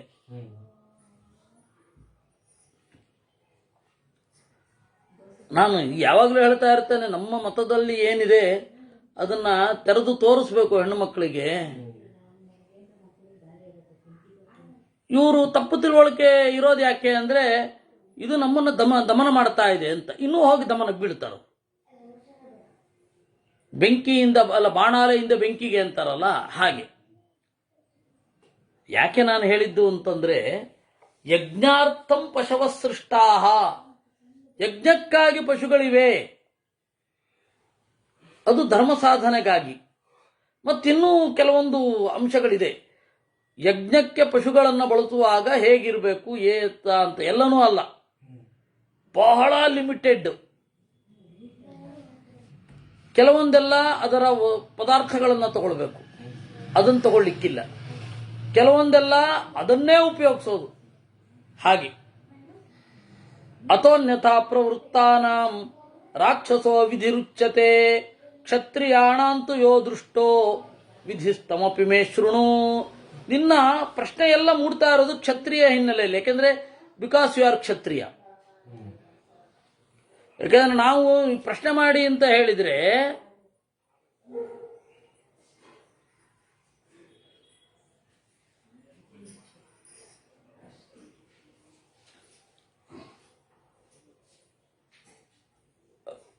ಕ್ಷತ್ರಿಯರ ಹಿನ್ನೆಲೆ ಪ್ರಶ್ನೆ ಕೇಳಬೇಕಾದ್ರೆ ಅವರವ್ರ ವಿಯಿಂದ ಕೇಳ್ತಾರೆ. ಇಲ್ಲಿ ಒಂದು ಪ್ರಶ್ನೆ, ಕೃಷ್ಣಪ್ರಿಯ ಅನ್ನುವರು, ಹಾಗಾದ್ರೆ ಕನ್ಯಾದಾನ ಎಂದು ಅಬ್ಜೆಕ್ಟಿಫೈ ಯಾಕೆ ಮಾಡ್ತಾರೆ ಅಂತ. ಅಲ್ಲ, ಹಾಗೆ ಪುತ್ರದಾನ ಅಂತಲೂ ಹೇಳ್ತಾರೆ, ಆತ್ಮದಾನ ಅಂತ ಕೂಡ ಹೇಳ್ತಾರೆ, ದೇವರಿಗೆ ಆತ್ಮನಿವೇದನೆ ಅಂತ ಕೂಡ ಹೇಳ್ತಾರೆ. ಬೇರೆ ಒಂದು ಒಳ್ಳೆ ಶಬ್ದ ಇದ್ರೆ ಹೇಳಿ ಅಪ್ಪ. ಕನ್ಯಾದಾನ ಅನ್ನೋದನ್ನ ಬಿಟ್ಟು ಕನ್ಯಾಗ್ರಹಣ ಅಂತ ಅನ್ಬಹುದೇ? ಭೃತ್ಯಗ್ರಹಣಕ್ಕೆ ಸಮಾನ ಆಗತ್ತೆ. ಅದೇ ಅದೇ ವಸ್ತುವೆ ಅಂತ ಇಲ್ಲ, ವಸ್ತುವೆ ಅಂತ ಇಲ್ಲ, ಧರ್ಮಕ್ಕಾಗಿ ಕನ್ಯೆಯ ಕೊಡುವಿಕೆ ಅಂತ. ಆಮೇಲೆ ಅದಿದ್ದೇ ಇರುತ್ತಲ್ಲ, ಅಷ್ಟ ತನ್ನದನ್ನ ಕೊಡೋದು ಅಂತ. ಆ ತರಹ ಅದೇನು ಅಬ್ಜೆಕ್ಟಿಫೈ ಮಾಡಿದ ಹಾಗೆ ಇಲ್ಲ ಅಂತ ನಮ್ಮ ಭಾವನೆ. ನಿಮಗೆ ಇನ್ನೂ ಒಳ್ಳೆ ಪದಗಳನ್ನ ಇಟ್ಟಿದ್ರೆ ಹೇಳಿ, ನಾವು ಅದನ್ನೆಲ್ಲವನ್ನ ಮೀರಿ ಆ ಪದವನ್ನೇ ಬಳಸುವ. ಆದರೆ ಅದಕ್ಕಿಂತ ಒಳ್ಳೆ ಪದ ಇಲ್ಲ. ಕನ್ಯಾದಾನ, ಆತ್ಮದಾನ ಅಂತ ಹೇಳುವ ಹಾಗೆ. ಮತ್ತೆ ಪುತ್ರದಾನ ಅಂತ, ಮಕ್ಕಳನ್ನ ಇದು ಸನ್ಯಾಸಕ್ಕೆ ಕೊಡುವಾಗ ಪುತ್ರದಾನ ಅಂತ ಹೇಳ್ತೇವೆ. ಪುತ್ರದಾನಂ ಕರಾಮಿ ಅಂತ ಹೇಳಿ ಅವನು ಇವರು ಹೇಳಿ ಆದ್ಮೇಲೆ ಮುಂದುವರಿಸೋದು. ಅವನು ತಂದೆ ಆದವನು ಸನ್ಯಾಸಕ್ಕಾಗಿ ಕೊಡ್ತೇನೆ ಅಂತ. ಕನ್ಯಾಮಾನ ಇರಬಹುದಿತ್ತು ಅಂತ. ಕನ್ಯೆಯಿಂದ ಆ ಧಾರ್ಮಿಕ ವ್ಯಕ್ತಿಗೆ ಇರುವ ಮಾನ ಸರಿ ಅಲ್ಲ. ದಾನ ಅನ್ನುವ ಶಬ್ದ ಬಿಡಿ, ಆದರೆ ಜೊತೆಯಾಗಿ ಮಾಡಬೇಕಾಗುತ್ತೆ, ತೊಂದರೆ ಇಲ್ಲ ಅದೇನು. ಕ್ಷತ್ರಿಯಾಣಾಂತು ಯೋ ದೃಷ್ಟೋ ವಿಧಿಸ್ತಮಪಿ ಮೇ ಶೃಣು. ಕ್ಷತ್ರಿಯಾಣಾಂತು ಯೋ ದೃಷ್ಟ ವಿಧಿ. ಕ್ಷತ್ರಿಯರಿಗೆ ಒಂದು ವಿಧಿ ಇದೆ. ಯಾಕೆಂದ್ರೆ ಅವನು ಕ್ಷತ್ರಿಯರ ರೀತಿಯಲ್ಲೇ ಪ್ರಶ್ನೆ ಕೇಳ್ತಾ ಇದ್ದದ್ದು. ಕೇಳುವವನು ಅವನ ನೆಲೆಯಿಂದ ಕೇಳ್ತಾನೆ ಪ್ರಶ್ನೆ. ಅದರಿಂದಾಗಿ ನಮ್ಮ ಶಾಸ್ತ್ರದ ಒಂದು ಬೇಸಿಕ್ ಕಾನ್ಸೆಪ್ಟ್ ಏನು ಅಂತ ಹೇಳಿದ್ರೆ, ನೋಡಿ, ಇದು ಕಾನ್ಸೆಪ್ಟ್. ನಿಮ್ಮ ನೆಲೆಯಿಂದ ನನಗೆ ಪ್ರಶ್ನೆ ಕೇಳಿದ್ರೆ ನಾನು ಆ ನೆಲೆಯಿಂದ ಉತ್ತರ ಕೊಡಲಿಕ್ಕೆ ಕೆಲವೊಮ್ಮೆ ಕಷ್ಟ ಆಗ್ತದೆ. ಅದರಿಂದಾಗಿ ಕಾನ್ಸೆಪ್ಟ್ ಅನ್ನು ಹೇಳ್ತೇನೆ, ನೀವು ಅದನ್ನ ನಿಮ್ಮದಾಗಿಸಿಕೊಳ್ಳಿ. ಒಬ್ಬ ಸೈನಿಕ ಅಥವಾ ಬೇರೆ ಬೇರೆ ಬ್ಯಾಕ್ಗ್ರೌಂಡ್ ಇಂದ ಬಂದವರು ಆ ಪ್ರಶ್ನೆ ಕೇಳ್ತಾರೆ. ಆ ಪ್ರಶ್ನೆ ನಮಗೆ ಅದರಲ್ಲಿ ಪ್ರವೇಶ ಇರಲ್ಲ. ಯಾಕಂದ್ರೆ ನಾವು ಶಾಸ್ತ್ರವನ್ನು ಹಂಗೆ ಓದಿರಲ್ಲ, ಶಾಸ್ತ್ರವನ್ನು ಹಾಗೆ ಓದಿರೋಲ್ಲ. ಅಲ್ಲಿ ಇದ್ದದ್ದು ನಾವು ಯಾವ ನೆಲೆಯಲ್ಲಿ ಇರ್ತೇವೆ ಆ ನೆಲೆಯಲ್ಲಿ ಓದ್ತೇವೆ. ಅವಾಗ ನಾವೇನ್ ಮಾಡಬೇಕಾಗತ್ತೆ ಗೊತ್ತಾ? ನೋಡಪ್ಪ, ಶಾಸ್ತ್ರದನ್ನ ನಾವು ಹೇಳ್ತೇವೆ, ನಿಮಗೆ ಏನು ಪ್ರಶ್ನೆ ಇದೆ ಅದಕ್ಕೆ ಈ ಶಾಸ್ತ್ರದ ವಾಕ್ಯ ಉತ್ತರ ಸಿಗತ್ತಾ ಅಂತ ನೋಡಿ. ಹಾಗೆ ಈ ಮೇಲಿನ ಪ್ರಶ್ನೆಗೂ ಮತ್ತೆ ಬರೋದಾದ್ರೆ, ಉದ್ವಾಹ ಅಂತ. ಉದ್ವಾಹ ಅಂತಂದ್ರೆ ವಿಶೇಷವಾದ ಹೊರುವಿಕೆ. ವಿವಾಹ ಅಂತಂದ್ರೆ ಒಂದು ಭಾರ ಹೊರುವುದು. ವಹ ಪ್ರಾಪಣೆ ಅಂತ ಧಾತು, ಅದಿಬ್ಬರಿಗೂ ಸಮಾನವಾದದ್ದು. ಗಂಡಿಗೂ ಹೆಣ್ಣಿಗೂ ಧರ್ಮದ ಭಾರವನ್ನು ವಹಿಸೋದು ಅಂತ. ವಹಿಸುವುದು ಅಂದ್ರೇನೆ ಹೊರುವುದು. ವಿವಾಹ ಅಂತಂದ್ರೆ ವಿಶೇಷವಾದ ಹೊರುವಿಕೆ. ಗಂಡಿಗೂ ವಿವಾಹ, ಹೆಣ್ಣಿಗೂ ವಿವಾಹ. ಅಲ್ಲಿ ಏನರ್ಥ? ಧರ್ಮದ ಭಾರ ಅಂತ. ಅದರಿಂದ ವಿವಾಹ ಅಂತನ್ನುವ ಪದವೇ ಅದನ್ನು ಹೇಳುತ್ತೆ. ಕ್ಷತ್ರಿಯರ ದೃಷ್ಟಿಕೋನದಿಂದ ಅವನು ಪ್ರಶ್ನೆ ಕೇಳ್ತಾ ಇರೋದು. ಇದೇ ನ್ಯಾಯವನ್ನು ನೀವು ಗಮನಿಸಬೇಕು. ಭಾಗವತವನ್ನ ಪರೀಕ್ಷಿತ್ ರಾಜ ಕೇಳಿದ್ದಾನೆ. ಪರೀಕ್ಷಿತ್ ರಾಜ 35 ವರ್ಷಗಳನ್ನ ಅಂದ್ರೆ ಬುದ್ಧಿ ಬಂದದ್ದಿನಿಂದ ಒಂದು 8-10 ವರ್ಷದಿಂದ ಅಂತ ಇಟ್ಕೊಳ್ಳಿ. ಅವಾಗ ಸ್ವಲ್ಪ ಬೇಗ ಬುದ್ಧಿ ಬರ್ತಾ ಇತ್ತು. 10ನೇ ವಯಸ್ಸಿನಿಂದ 35ನೇ ವಯಸ್ಸಿನವರೆಗೂ ಅಂದ್ರೆ ಸುಮಾರು 25 ವಯಸ್ಸು, 35ನೇ ವಯಸ್ಸಿನ ತನಕ ಕೃಷ್ಣನ ಆಡಳಿತ ಮತ್ತೆ ಧರ್ಮರಾಜನ ಭೀಕರ ಯುದ್ಧದ ಆಫ್ಟರ್ ಎಫೆಕ್ಟ್ಸ್ಗಳನ್ನು ನೋಡಿ ಧರ್ಮರಾಜನ ಜೊತೆ ಕೆಲಸ ಮಾಡಿ ಎಷ್ಟೋ ಆಂತರಂಗಿಕ ಸಂಗತಿಗಳು ಗೊತ್ತಾಗ್ಬಿಟ್ಟಿರತ್ತೆ. ಅದಕ್ಕೆ ಅವನು ಕೇಳಿದ್ದು ಕೃಷ್ಣನ ಬಾಲ್ಯವನ್ನ. ಯಾಕೆಂದ್ರೆ ಅವನು ಅದರ ಎಫೆಕ್ಟ್ ಅನ್ನು ಅನುಭವಿಸಿಲ್ಲ. ಆದ್ದರಿಂದ ಜನಮೇಜಯ ಕೇಳಿದ್ದು ಫಸ್ಟಿಂದ.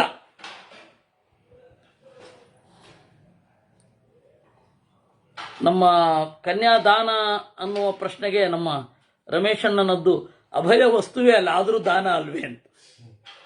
ಅಭಯ ದಾನ ಅಂತಂದ್ರೆ ಅದ್ರ ಇದೆ ಅರ್ಪಣೆ ಅನ್ನುವ ಅರ್ಥವನ್ನೇ ಮಾಡಬಹುದು. ಅದೇನು ವಸ್ತುವೇ ಆಗಬೇಕು ಅಂತ ಇಲ್ಲ. ಸ್ವವೀರ್ಯೋಪಾರ್ಜಿತಂ ಮಾಂಸಂ ಯಥಾ ಭುಂಜನ್ನ ದುಷ್ಯತೆ.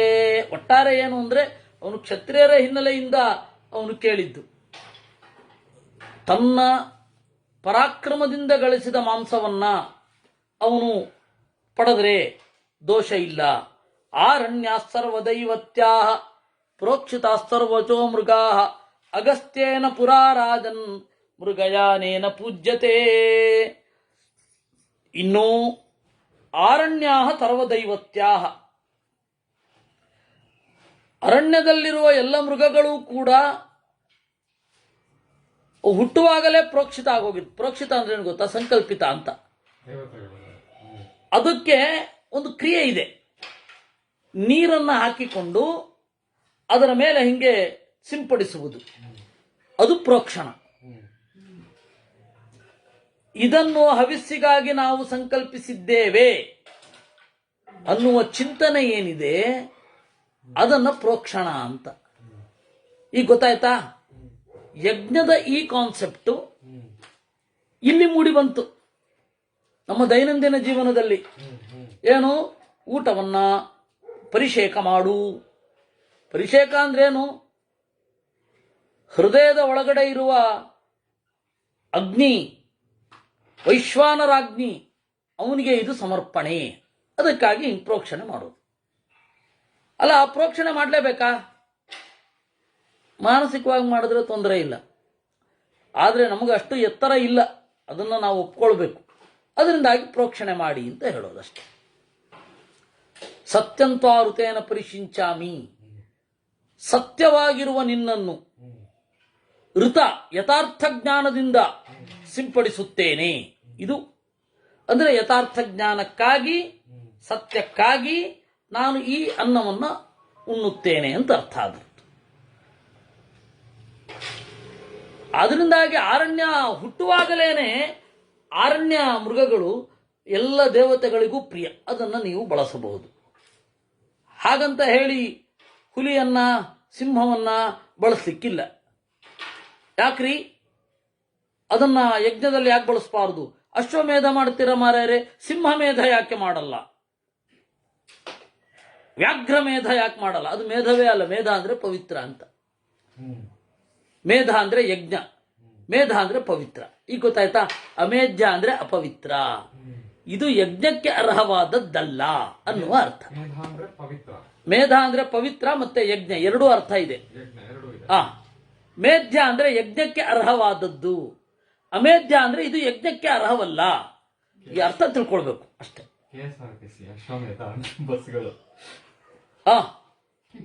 ಅದು ಅಸಂಗತ. ಅದು ಅಶ್ವಮೇಧ ಅಂದ್ರೆ ಕುದುರೆಯಿಂದ ನಿರ್ವಹಿಸಬಲ್ಲ ಯಜ್ಞ ಅಂತ. ಬಸ್ಸಿಗೆ ಅಶ್ವಮೇಧ ಅಂತ ಇಟ್ಟರೆ ಅರ್ಥವೇ ಇಲ್ಲ ಅದಕ್ಕೆ.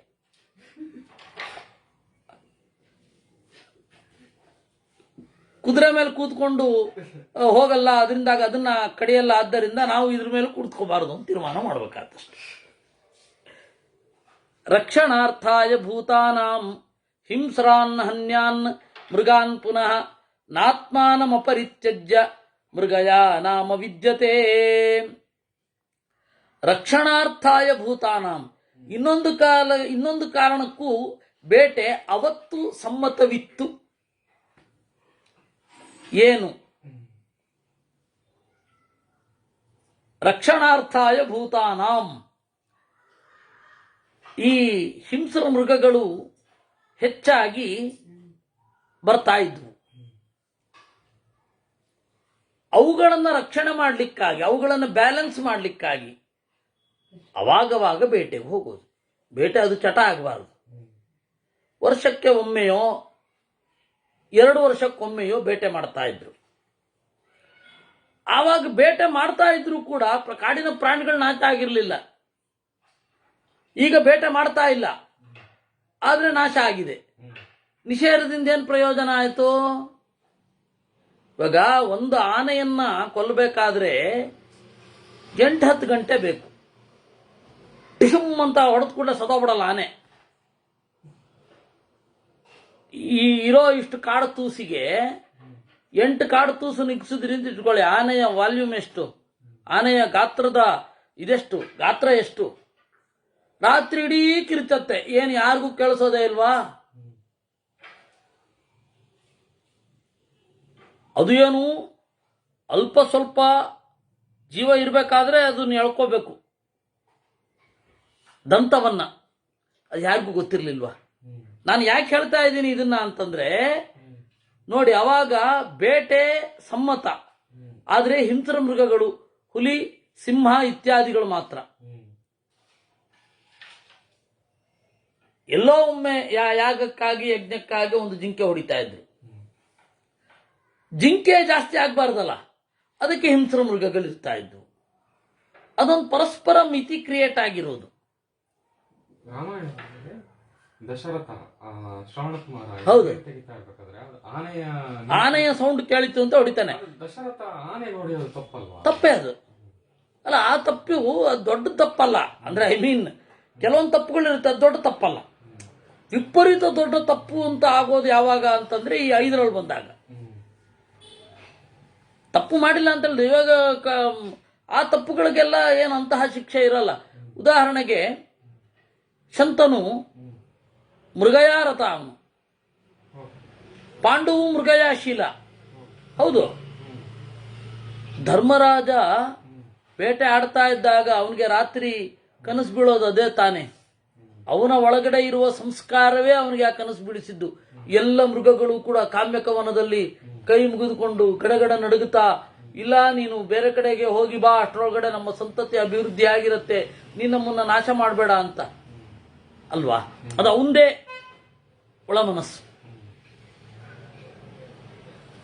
ಓ, ಇದು ಉತ್ಪತ್ತಿ ಆಗ್ತಾ ಇಲ್ಲ ಅಂತ ಹೇಳಿ ಅಲ್ವಾ? 1,00,000 ಜನ ಒಂದು ಕಾಡಿನಲ್ಲಿ ಇದ್ರು ಅಂದ್ರೆ ಏನಂತ ಅದಕ್ಕೆ? 80,000 ಜನ ಶ್ರೋತೃಗಳು, ಶ್ರಾವಕರು, ಅವರೆಲ್ಲ ಇರ್ತಿದ್ರು. ಅವ್ರಿಗೆಲ್ಲರಿಗೂ ಊಟದ ವ್ಯವಸ್ಥೆ ಆಗ್ಬೇಕಾಗೋದು. ಮತ್ತೆ ಅದನ್ನೇ ಹೇಳೋದು, ಆ ಅಕ್ಷಯ ಪಾತ್ರೆಯ ಕಥೆಯ ಅಸಂಗತ. ಅಕ್ಷಯ ಪಾತ್ರೆ ಉಂಟು, ಅಕ್ಷಯ ಪಾತ್ರೆದು ಇವ್ರದ್ದು ಆ ಮನೆ ಕೆಲಸದವಳ ತರಹ, ನಮ್ಮ ಮನೆ ಕೆಲಸದವಳ ತರಹ ಉಳಿದು ಒಂದು ಇದು. ದ್ರೌಪದಿಯು ಕೂಡ ಒಂದು ಅಗಳು ಬಿಟ್ಬಿಟ್ಟಿರ್ತಾಳೆ, ಅದನ್ನ ಇವನು ನುಂಗಿದ, ಎಲ್ಲರಿಗೂ ಹೊಟ್ಟೆ ತುಂಬಿತು. ಎಂತ ಬಾಲಿಶವಾದ ಕತೆ ಅಂತ ನಾನು ಹೇಳಿದ್ರೆ ಎಲ್ಲರೂ ನನ್ನ ಅಟ್ಯಾಕ್ ಮಾಡಿದ್ರೆ ಅಷ್ಟೇ ವಿನಃ ಅದು ಹೌದಾ ಅಂತ. ಶೇಷಗಿರಿ ರಾಯರು ಅದು ಪ್ರಕ್ಷಿಪ್ತ ಅಂತ ಹಾಕಿದ್ರಲ್ಲಿ, ಶೇಷಗಿರಿ ರಾಯರು ಅದನ್ನು ಪ್ರಕ್ಷೇಪ ಅಂತ ಹಾಕಿದ್ರು. ಅದರಲ್ಲಿ ಅನೇಕ ಸಂಗತಿಗಳಿದೆ. ಒಂದು ವೇಳೆ ಅವನು ಹೇಳಿದ ಅಂತ ಹೇಳಿ ಬಂದಿದ್ರೆ ಇವರು ಅದನ್ನೇ ಹಾಕ್ತಾ ಇದ್ರು. ಆ ಕಾರಣದಿಂದ ಸುಮ್ಮನೆ ಹಂಗೆ ಬರ್ಲಿಕ್ಕೆ ಆಗೋದೇ ಇಲ್ಲ. ಅದೇಂಗ್ ಬರ್ತಾರೆ? ಸುಮ್ಮನೆ ಬರ್ಲಿಕ್ಕಾಗತ್ತಾ? ಅದು ಒಬ್ಬ ರಾಜನ ಹತ್ರ. ಇವೆಲ್ಲ ಕಾಮನ್ ಸೆನ್ಸ್. ಒಬ್ರು ರಾಮಸ್ತ ಕೃಷ್ಣ ತನುವ ಸ್ವಬಲಾಜ್ಜಿಗಾಯ ಅಂತ ಇದೆ. ದುರ್ವಾಸರನ್ನ ಗೆದ್ದವರು ರಾಮ ಮತ್ತು ಕೃಷ್ಣ ಸ್ವಂತ ಬಲದಿಂದ ಗೆದ್ದಿದ್ದು ಅಂತಿದೆ ಮಹಾಭಾರತ ತಾತ್ಪರ್ಯ ನಿರ್ಣಯದಲ್ಲಿ. ಸ್ವಬಲಾತ್ ಅಂದ್ರೆ ಅನ್ನದಾನ ಬಲಾತ್ ಅಂತ ಅರ್ಥ ಮಾಡಿದ್ದಾರೆ, ಮಾಡ್ತಾ ಇದ್ರು ಒಬ್ರು ವಿದ್ವಾಂಸರು. ಫೋನ್ ಮಾಡಿ ಪ್ರಾಣ ತಿನ್ನೋರು ಅವರು. ನಮ್ಮ ಹುಡುಗ ಹೇಳ್ತಾನೆ ಇದಕ್ಕೆ ಪ್ರಶ್ನೆಗೆ ಉತ್ತರ ಅಂತ. ನಾನ್ಗೇನ್ ಮಾಡ್ಲಿ? ಅಲ್ಲಿ ಸ್ವಬಲಾಜ್ಜಿಗಾಯ ಅಂತಿದೆ. ದುರ್ವಾಸರನ್ನ ಗೆದ್ದದ್ದು ಯಾವಾಗ ಅಂದ್ರೆ ಸ್ವಬಲಾತನ ಹಂಸಡಿಬಿಕರ ಪ್ರಸಂಗದಲ್ಲಿ. ಅವರು ನನ್ನ ಮೇಲಿನ ನನ್ನ ಖಂಡನೆ ಮಾಡಬೇಕು ಅನ್ನುವ ಇಚ್ಛೆಯಿಂದ ರಾಮಸ್ಸ ಕೃಷ್ಣ ತನುವ ಸ್ವಬಲಾಜ್ಜಿಗಾಯ, ಕೃಷ್ಣ ತನುವ ಅನ್ನೋದನ್ನ ಇಟ್ಟುಕೊಂಡು ಅನ್ನದಾನಕ್ಕೆ ಮಾಡಿದ್ರು. ಅದು ಮುಂಚೆನೆ ಆಗೋಗಿದೆ, ಹಂಸಡಿಬಿಕರ ವಧದಿಂದ ಅಂತ ಎಲ್ಲ ವ್ಯಾಖ್ಯಾನಕಾರರು ಬರೆದಿದ್ದಾರೆ. ಇದು ಇದ್ದದ್ದು. ಫೋನ್ ಮಾಡಿ ಶ್ವೇತಾ ಇದ್ಲು, ಆ ಸಾಕ್ಷಿ ಶ್ವೇತಾ ತಟ್ಟಿಯವರಿದ್ರು. ಫೋನ್ ಮಾಡಿ ಹೇಳಿ ಇದಕ್ಕೆ ಉತ್ತರ ಅಂತ. ಅಯ್ಯೋ ಇಲ್ಲಪ್ಪ ಅಂತ ಹೇಳಿದ್ರೆ ಕೇಳ್ತಾ ಇರಲಿಲ್ಲ, ಸಿಟ್ಟು ಮಾಡ್ಕೊಂಡಿದ್ದೆ. ಅದು ಏನು, ನಮ್ಮ ಹುಡುಗ ಹೇಳ್ತಾನೆ ಇದಕ್ಕೆ ಉತ್ತರ. ಅವನು ಯಾರೋ ಒಬ್ಬ ಬಾಲಿಶ ಪಾಪ, ಈಗ ತಾನೇ ಸಂಸ್ಕೃತ ಕಲ್ತವನು. ಅವನ ಹತ್ರ ನನ್ನನ್ನ ಇವ್ ಗೊತ್ತಾಗೋದು ನಿಮ್ಗೆ ಗೊತ್ತಾಗಲ್ಲ ಅಂತ ಏನ್ ಹೇಳೋದು ಅವ್ರಿಗೆ? ಆಯ್ತಪ್ಪ, ನಾನು ಅಜ್ಞಾನಿ, ಏನು ತೊಂದರೆ ಇಲ್ಲ. ಆದ್ರೆ ಅಲ್ಲಿ ಇರೋದು ಅರ್ಥ ಇರೋದು ಸ್ವಬಲಾಜ್ಜಿಗಾಯ ಅನ್ನೋದಕ್ಕೆ ಹೀಗರ್ಥ. ಅವಾಗ ಹಿಂಸನ ಮೃಗಗಳಿದ್ವು. ಈಗ ಎಲ್ಲ ಕಾಡಿನಲ್ಲಿ ಸೊಫೆಸ್ಟಿಕೇಟೆಡ್ ಆಗಿ ಮನೆಯಲ್ಲಿ ಇರ್ತವೆ. ಅವಾಗ ಕಾಡಿನಲ್ಲಿದ್ದು ಅವುಗಳಿಗಾಗಿ ಒಂದು ಬೇಟೆ ಅಂತ ಅನ್ನೋದಿತ್ತು. ಸಮತಾಂ ಉಪಸಂಗಮ್ಯ ರೂಪಂ ಹನ್ಯಾನ್ನವಾ ನೃಪ. ಸಮತಾಂ ಉಪಸಂಗಮ್ಯ, ಒಂದು ಬ್ಯಾಲೆನ್ಸ್ ಕ್ರಿಯೇಟ್ ಮಾಡಲಿಕ್ಕಾಗಿ ಬೇಟೆಯನ್ನು ನೀವು ಬಳಸ್ಕೊಳ್ಬೇಕು. ಅದಕ್ಕಾಗಿ ಪಶ್ವಾಧ್ಯಕ್ಷ ಅಂತ ಇರ್ತಾ ಇದ್ದ, ಗವಾಧ್ಯಕ್ಷ ಅಂತ ಇರ್ತಾ ಇದ್ದ, ಪಣ್ಯಾಧ್ಯಕ್ಷ, ಎಲ್ಲ ಯಾವುದೇ ಸಾಮಾನುಗಳು, ಕುಪ್ಯಾಧ್ಯಕ್ಷ, ಮಿತಿಮೀರಿ ಪ್ರೊಡಕ್ಷನ್ ಬರೋ ಹಾಗೆ ಇರ್ತಿರ್ಲಿಲ್ಲ ಅವಾಗ. ಚಾಣಕ್ಯ ಮಾಡಿದ ವ್ಯವಸ್ಥೆ ಅದು. ಒಂದನ್ನು ವಿಪರೀತವಾಗಿ ಪ್ರೊಡಕ್ಷನ್ ಮಾಡಿಬಿಡೋದು, ಅದ್ರ ಬೆಲೆ ಕುಸಿದೋಗೋದು. ಹಾಗಿಲ್ವೇ ಇಲ್ಲ. ತುಲಾಮಾನ ಪೋತವಾಧ್ಯಕ್ಷ ಅಂತ ಒಬ್ಬ ಇದ್ದ. ಅವನು ಮೀಟರ್ ಟ್ಯಾಂಪರಿಂಗ್, ಅಳತೆ ಗೋಲಿನಲ್ಲಿ ಯಾವುದೇ ಟ್ಯಾಂಪರ್ ಮಾಡೋದನ್ನು ತಡಿಲಿಕ್ಕಾಗಿ ಅವನು ಇರ್ತಾ ಇದ್ದ. ಚಾಣಕ್ಯ ಹೇಳ್ತಾನೆ, ಅದರಿಂದಾಗಿ ನಾವು ಹೀಗೆಲ್ಲ ಗ್ರಹಿಸಬೇಕು. ಅದರಿಂದಾಗಿ ಸಮತಾಂ ಉಪಸಂಗಮ್ಯ, ಸಮತ್ವವನ್ನು ಹೊಂದಿಸಿ ಇಡೀ ರೂಪವನ್ನು ನಾಶ ಮಾಡಬಾರದು. ಅಥೋ ರಾಜರಚಯ ಸರ್ವೇ ಮೃಗಯಾಂ ಉಪಹಂತಿಚ. ಅದರಿಂದಾಗಿ ಸಮತಾಂ ಉಪಸಂಗಮ್ಯ, ರಾಜರ್ಷಿಗಳಿಗೆ ಮೃಗಯ ದೋಚಾಲ, ಮೃಗಯ ಅಂದ್ರೆ ಬೇಟೆ. ನಹಿ ಲಿಪ್ಯಂತಿ ದೋಚೇಣ ನಚೈತತ್ಪಾತಕಂಭುವಿ. ಆ ತರಹ ರಾಜರು ಮೃಗಯ ದೋಷಕ್ಕೆ ಒಳಗಾಗೋದಿಲ್ಲ. ಅದರಿಂದ ರಾಜರಿಗೆ ಬೇಟೆ ಆಡ್ತಾ ಇದ್ದಾರೆ ಅಂದರೆ ದಯೆ ಇಲ್ಲ ಅಂತ ಅರ್ಥ ಅಲ್ಲ. ಅವರು ಯುದ್ಧ ಮಾಡ್ತಾರೆ ಅಂದ್ರೆ ನಿರ್ದಯರು ಅಂತ ಅರ್ಥ ಅಲ್ಲ. ಅದರ ಹೊರತಾಗಿ ದಯೆ ತೋರಿಸಬೇಕಾದವರಲ್ಲಿ ದಯೆ ತೋರಿಸಲೇಬೇಕು.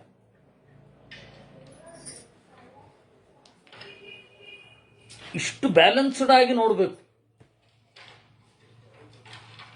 ವೀರಶೈವರಲ್ಲಿ ಗಣಾಚಾರ ಅಂತ ಒಂದಿದೆ. ಅವರು ಯುದ್ಧವನ್ನು ಪ್ರಿಫರ್ ಮಾಡ್ತಾರೆ, ಧರ್ಮದ ರಕ್ಷಣೆಗಾಗಿ ಹೋರಾಡಬಹುದು ಅಂತ. ಆದರೆ ಇವತ್ತು ಆ ಎಲ್ಲರೂ ಕೂಡ ಕೃಷ್ಣ ಕೊಲ್ಲು ಅಂತ ಹೇಳಿದ್ದಾನೆ, ಅವನೆಂತ ದೇವರು ಅಂತ. ಅಯ್ಯ ರಾಮಾದಿ ಎಲ್ಲರೂ ಹೇಳಿದ್ದಾರೆ. ಧರ್ಮದ ರಕ್ಷಣೆಗಾಗಿ ಶತ್ರುಗಳನ್ನು ನಿಗ್ರಹ ಮಾಡೋದು ಪ್ರತಿಯೊಬ್ಬರು ಹೇಳಿದ್ದಾರೆ. ಧರ್ಮಕ್ಕಾಗಿ ಯುದ್ಧ ಮಾಡು, ತಥೋ ಯುದ್ಧಸ್ವ ಭಾರತ ಅಂತನ್ನುವ ಮಾತನ್ನು ತಗೊಂಡು ಕೃಷ್ಣ ಅನ್ನೋದು ಹಿಂಸ್ರ, ಕ್ರೂರಿ, ಬ್ಲಡ್ ಮಾಂಗರ್ ಅನ್ನೋ ರೀತಿಯಲ್ಲಿ ಹೇಳ್ತಾರೆ. ಏನು ಶಾಂತಿಯನ್ನು ಹೇಳಿದ ಧರ್ಮಗಳ ಅನುಯಾಯಿಗಳೆಲ್ಲ ಏನು ಹಿಂಸೆಯೇ ಮಾಡದೇ ಇರೋ ಹಾಗೆ, ಅವರಿಂದ ಆದಷ್ಟು ಹಿಂಸೆ ಜಗತ್ತಲ್ಲಿ ಯಾರಿಂದಲೂ ಆಗಿಲ್ಲ. ವಾಕ್ಯಾರ್ಥ ಇಲ್ಲ, ಚರ್ಚೆ ಇಲ್ಲ, ಪ್ರಶ್ನೆ ಇಲ್ಲ, ಉತ್ತರ ಇಲ್ಲ, ಮಾಡೋದು ಹೀಗಾಗತ್ತೆ. ನ ಭಯಂ ವಿದ್ಯತೆ ಜಾತು ನರಸ್ಯೇಹ ದಯಾವತಃ ದಯಾವತಾಮಿಮೇ ಲೋಕಾಃ ಪರೇ ಚಾಪಿ ತಪಸ್ವಿನಾಂ. ದಯಾವಂತನಿಗೆ ಭಯವಿಲ್ಲ. ದಯಾವಂತನಿಗೇನೆ ಲೋಕಗಳು, ತಪಸ್ವಿಗಳಿಗೆ ಲೋಕಗಳು. ಅಭಯಂ ಸರ್ವಭೂತೇಭ್ಯೋ ಯೋ ದದಾತಿ ದಯಾಪರಃ ಅಭಯಂ ತಸ್ಯ ಭೂತಾನಿ ದದತೀತ್ಯನುಶುಶ್ರುಮಾ. ಯಾರು ಸರ್ವಭೂತಗಳಿಗೆ ಅಭಯವನ್ನು ಕೊಡ್ತಾನೆ ಅವನಿಗೆ ಎಲ್ಲ ಭೂತಗಳು ಅಭಯವನ್ನು ಕೊಡ್ತವೆ ಅಂತ ನಾವು ಕೇಳಿದ್ದೇವೆ. ಕ್ಷುತಂಚ ಸ್ಖಲಿತಂ ಚೈವ ಪತಿತಂ ಕ್ಲಿನ್ನಮಾಹುತಂ ಸರ್ವಭೂತಾನಿ ರಕ್ಷಂತಿ ಸಮೇಚು ವಿಚಮೇಶು ಚ. ದಯಾವಂತನಾದವನು ಸೀನಿದ್ರೆ, ಎಡವಿದ್ರೆ, ಬಿದ್ರೆ, ಒದ್ದೆ ಆದರೆ ರಕ್ಷಣೆ ಮಾಡ್ತಾರೆ. ದಯಾವಂತ ಅಂತನ್ನೋದಕ್ಕೆ, ಎಲ್ಲ ದೇವತೆಗಳು ದಯಾವಂತರು ಅನ್ನೋದಕ್ಕೆ ಭೂಮಿ ಮೊದಲಾದ ದೇವತೆಗಳೇ, ಭೂಮಿ ಮೊದಲಾದವುಗಳೇ ಸಾಕ್ಷಿ, ಭೂತಾನಿ. ಅದರಿಂದಾಗಿ ನೀವು ಸೀನಿದ್ರೆ, ಎಡವಿ ಬಿದ್ದರೆ ಅಯ್ಯೋ ನನ್ನ ಮೇಲೆ ಬಿದ್ದಿದ್ದಾನೆ ಅಂತ ಭೂಮಿಗೆ ಸಿಟ್ಟಾಗೋದಿಲ್ಲ. ಕೆಲವೊಂದು ಅತಳ ಅಂತ ಇದೆ, ಕೈ ಜಾರಿ ಬಿದ್ದರೆ ಆ ವಸ್ತು ಸಿಗೋದೇ ಇಲ್ಲ. ಆ ರೀತಿ ಭೂಮಿಗೆ ಸಿಟ್ಟು ಬಂದಿದ್ದಿದ್ರೆ ನಾವು ಜಾರಿ ಬಿದ್ದರೆ ಮುಗೀತು, ಇಲ್ವೇ ಇಲ್ಲ ಇನ್ನು. ಇದೇ ಭೂತಗಳ ದಯೆ. ನದಿ ನೀರಿನಲ್ಲಿರ್ಬೇಕಾದ್ರೆ ಸೀನಿದ್ರಿ, ನದಿ ಅಭಿಮಾನಿ ದೇವತೆ ಸಿಟ್ಟು ಮಾಡ್ಕೊಳ್ಳೋಲ್ಲ. ಹಾಗಂತ ಉದ್ದೇಶಪೂರ್ವಕವಾಗಿ ಅಲ್ಲಿ ಸೀನಬಾರದು ಅನ್ನೋದು ಬೇರೆ ಬಿಡಿ. ಅದರಿಂದಾಗಿ ಸಮೇಶು ವಿಷಮೇಶು ಚ ರಕ್ಷಂತಿ. ಏರಿಳಿತಗಳಲ್ಲಿ, ಗುಡ್ಡಗಾಡುಗಳಲ್ಲಿ ರಕ್ಷಣೆ ಮಾಡ್ತವೆ, ಸಹಿಸ್ತವೆ. ಅದು ದಯೆಯ ಪ್ರತೀಕ, ದೇವತೆಗಳ ದಯೆಯ ಪ್ರತೀಕ. ಈ ತರಹ ಹೇಳಿಕೊಂಡು ಹೋಗ್ತಾರೆ. ಅದರಿಂದಾಗಿ ನೈವ, ಇದು ಇನ್ನು ಸ್ವಲ್ಪ ಇದೆ, ಇದು ಮುಗಿಸ್ಬಿಡ್ತೇನೆ, ಈ ಅಧ್ಯಾಯ ಮುಗಿಸ್ತೇನೆ. ಇನ್ನು 105ನೇ ಅಧ್ಯಾಯ ಮುಗಿಯುತ್ತೆ. ಆಮೇಲೆ ವೇದವ್ಯಾಸರು ಮತ್ತೆ ಕೀಟದ ಕಥೆ ಬರುತ್ತೆ. ಈ ಹಿನ್ನೆಲೆಯಿಂದ ನೈತಂ ವ್ಯಾಲಮೃಗಾಘ್ನಂತಿ, ದಯೆ ಇರುವವನನ್ನ ಕ್ರೂರ ಮೃಗಗಳು, ಪಿಶಾಚಗಳು, ರಾಕ್ಷಸರು ಕೊಲ್ಲೋದಿಲ್ಲ. ಪ್ರಾಣದಾನಕ್ಕಿಂತ ಇನ್ನೊಂದು ದಾನ ಇಲ್ಲ ಅಲ್ವಾ? ಪ್ರಾಣದಾನ ಮಾಡಿದ ಹಾಗೆ ಅಭಯ ಸರ್ವಭೂತ ಅಂತ ಹೇಳಿದರೆ ಯಾವುದೂ ಮುಟ್ಟಲ್ಲ ಅಂತ. ಅಂದ್ರೆ ದಯೆ ಇರಬೇಕು, ಮೂಡಿ ಬರಬೇಕು. ಪ್ರಾಣದಾನಾತ್ ಪರಂ ದಾನಂ ನ ಭೂತಂ ನ ಭವಿಷ್ಯತಿ. ಪ್ರಾಣದಾನವೇ ಮಿಗಿಲು. ಮರಣ ಅನ್ನೋದು ಅನಿಷ್ಟ, ಎಲ್ಲರಿಗೂ ಅನಿಷ್ಟ. ಮೃತ್ಯು ಕಾಲೇ ಹಿ ಭೂತಾನಾಂ ಸದ್ಯೋ ಜಾಯತಿ ವೇಪಥು. ಸಾವು ಬಂದಾಗ ಗಡಗಡಗಡ ನಡಗತ್ತೆ.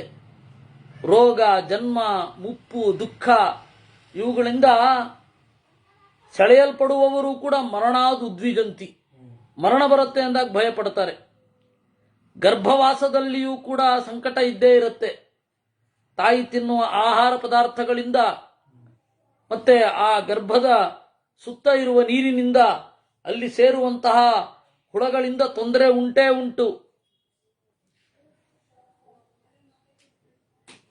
ಆದರೆ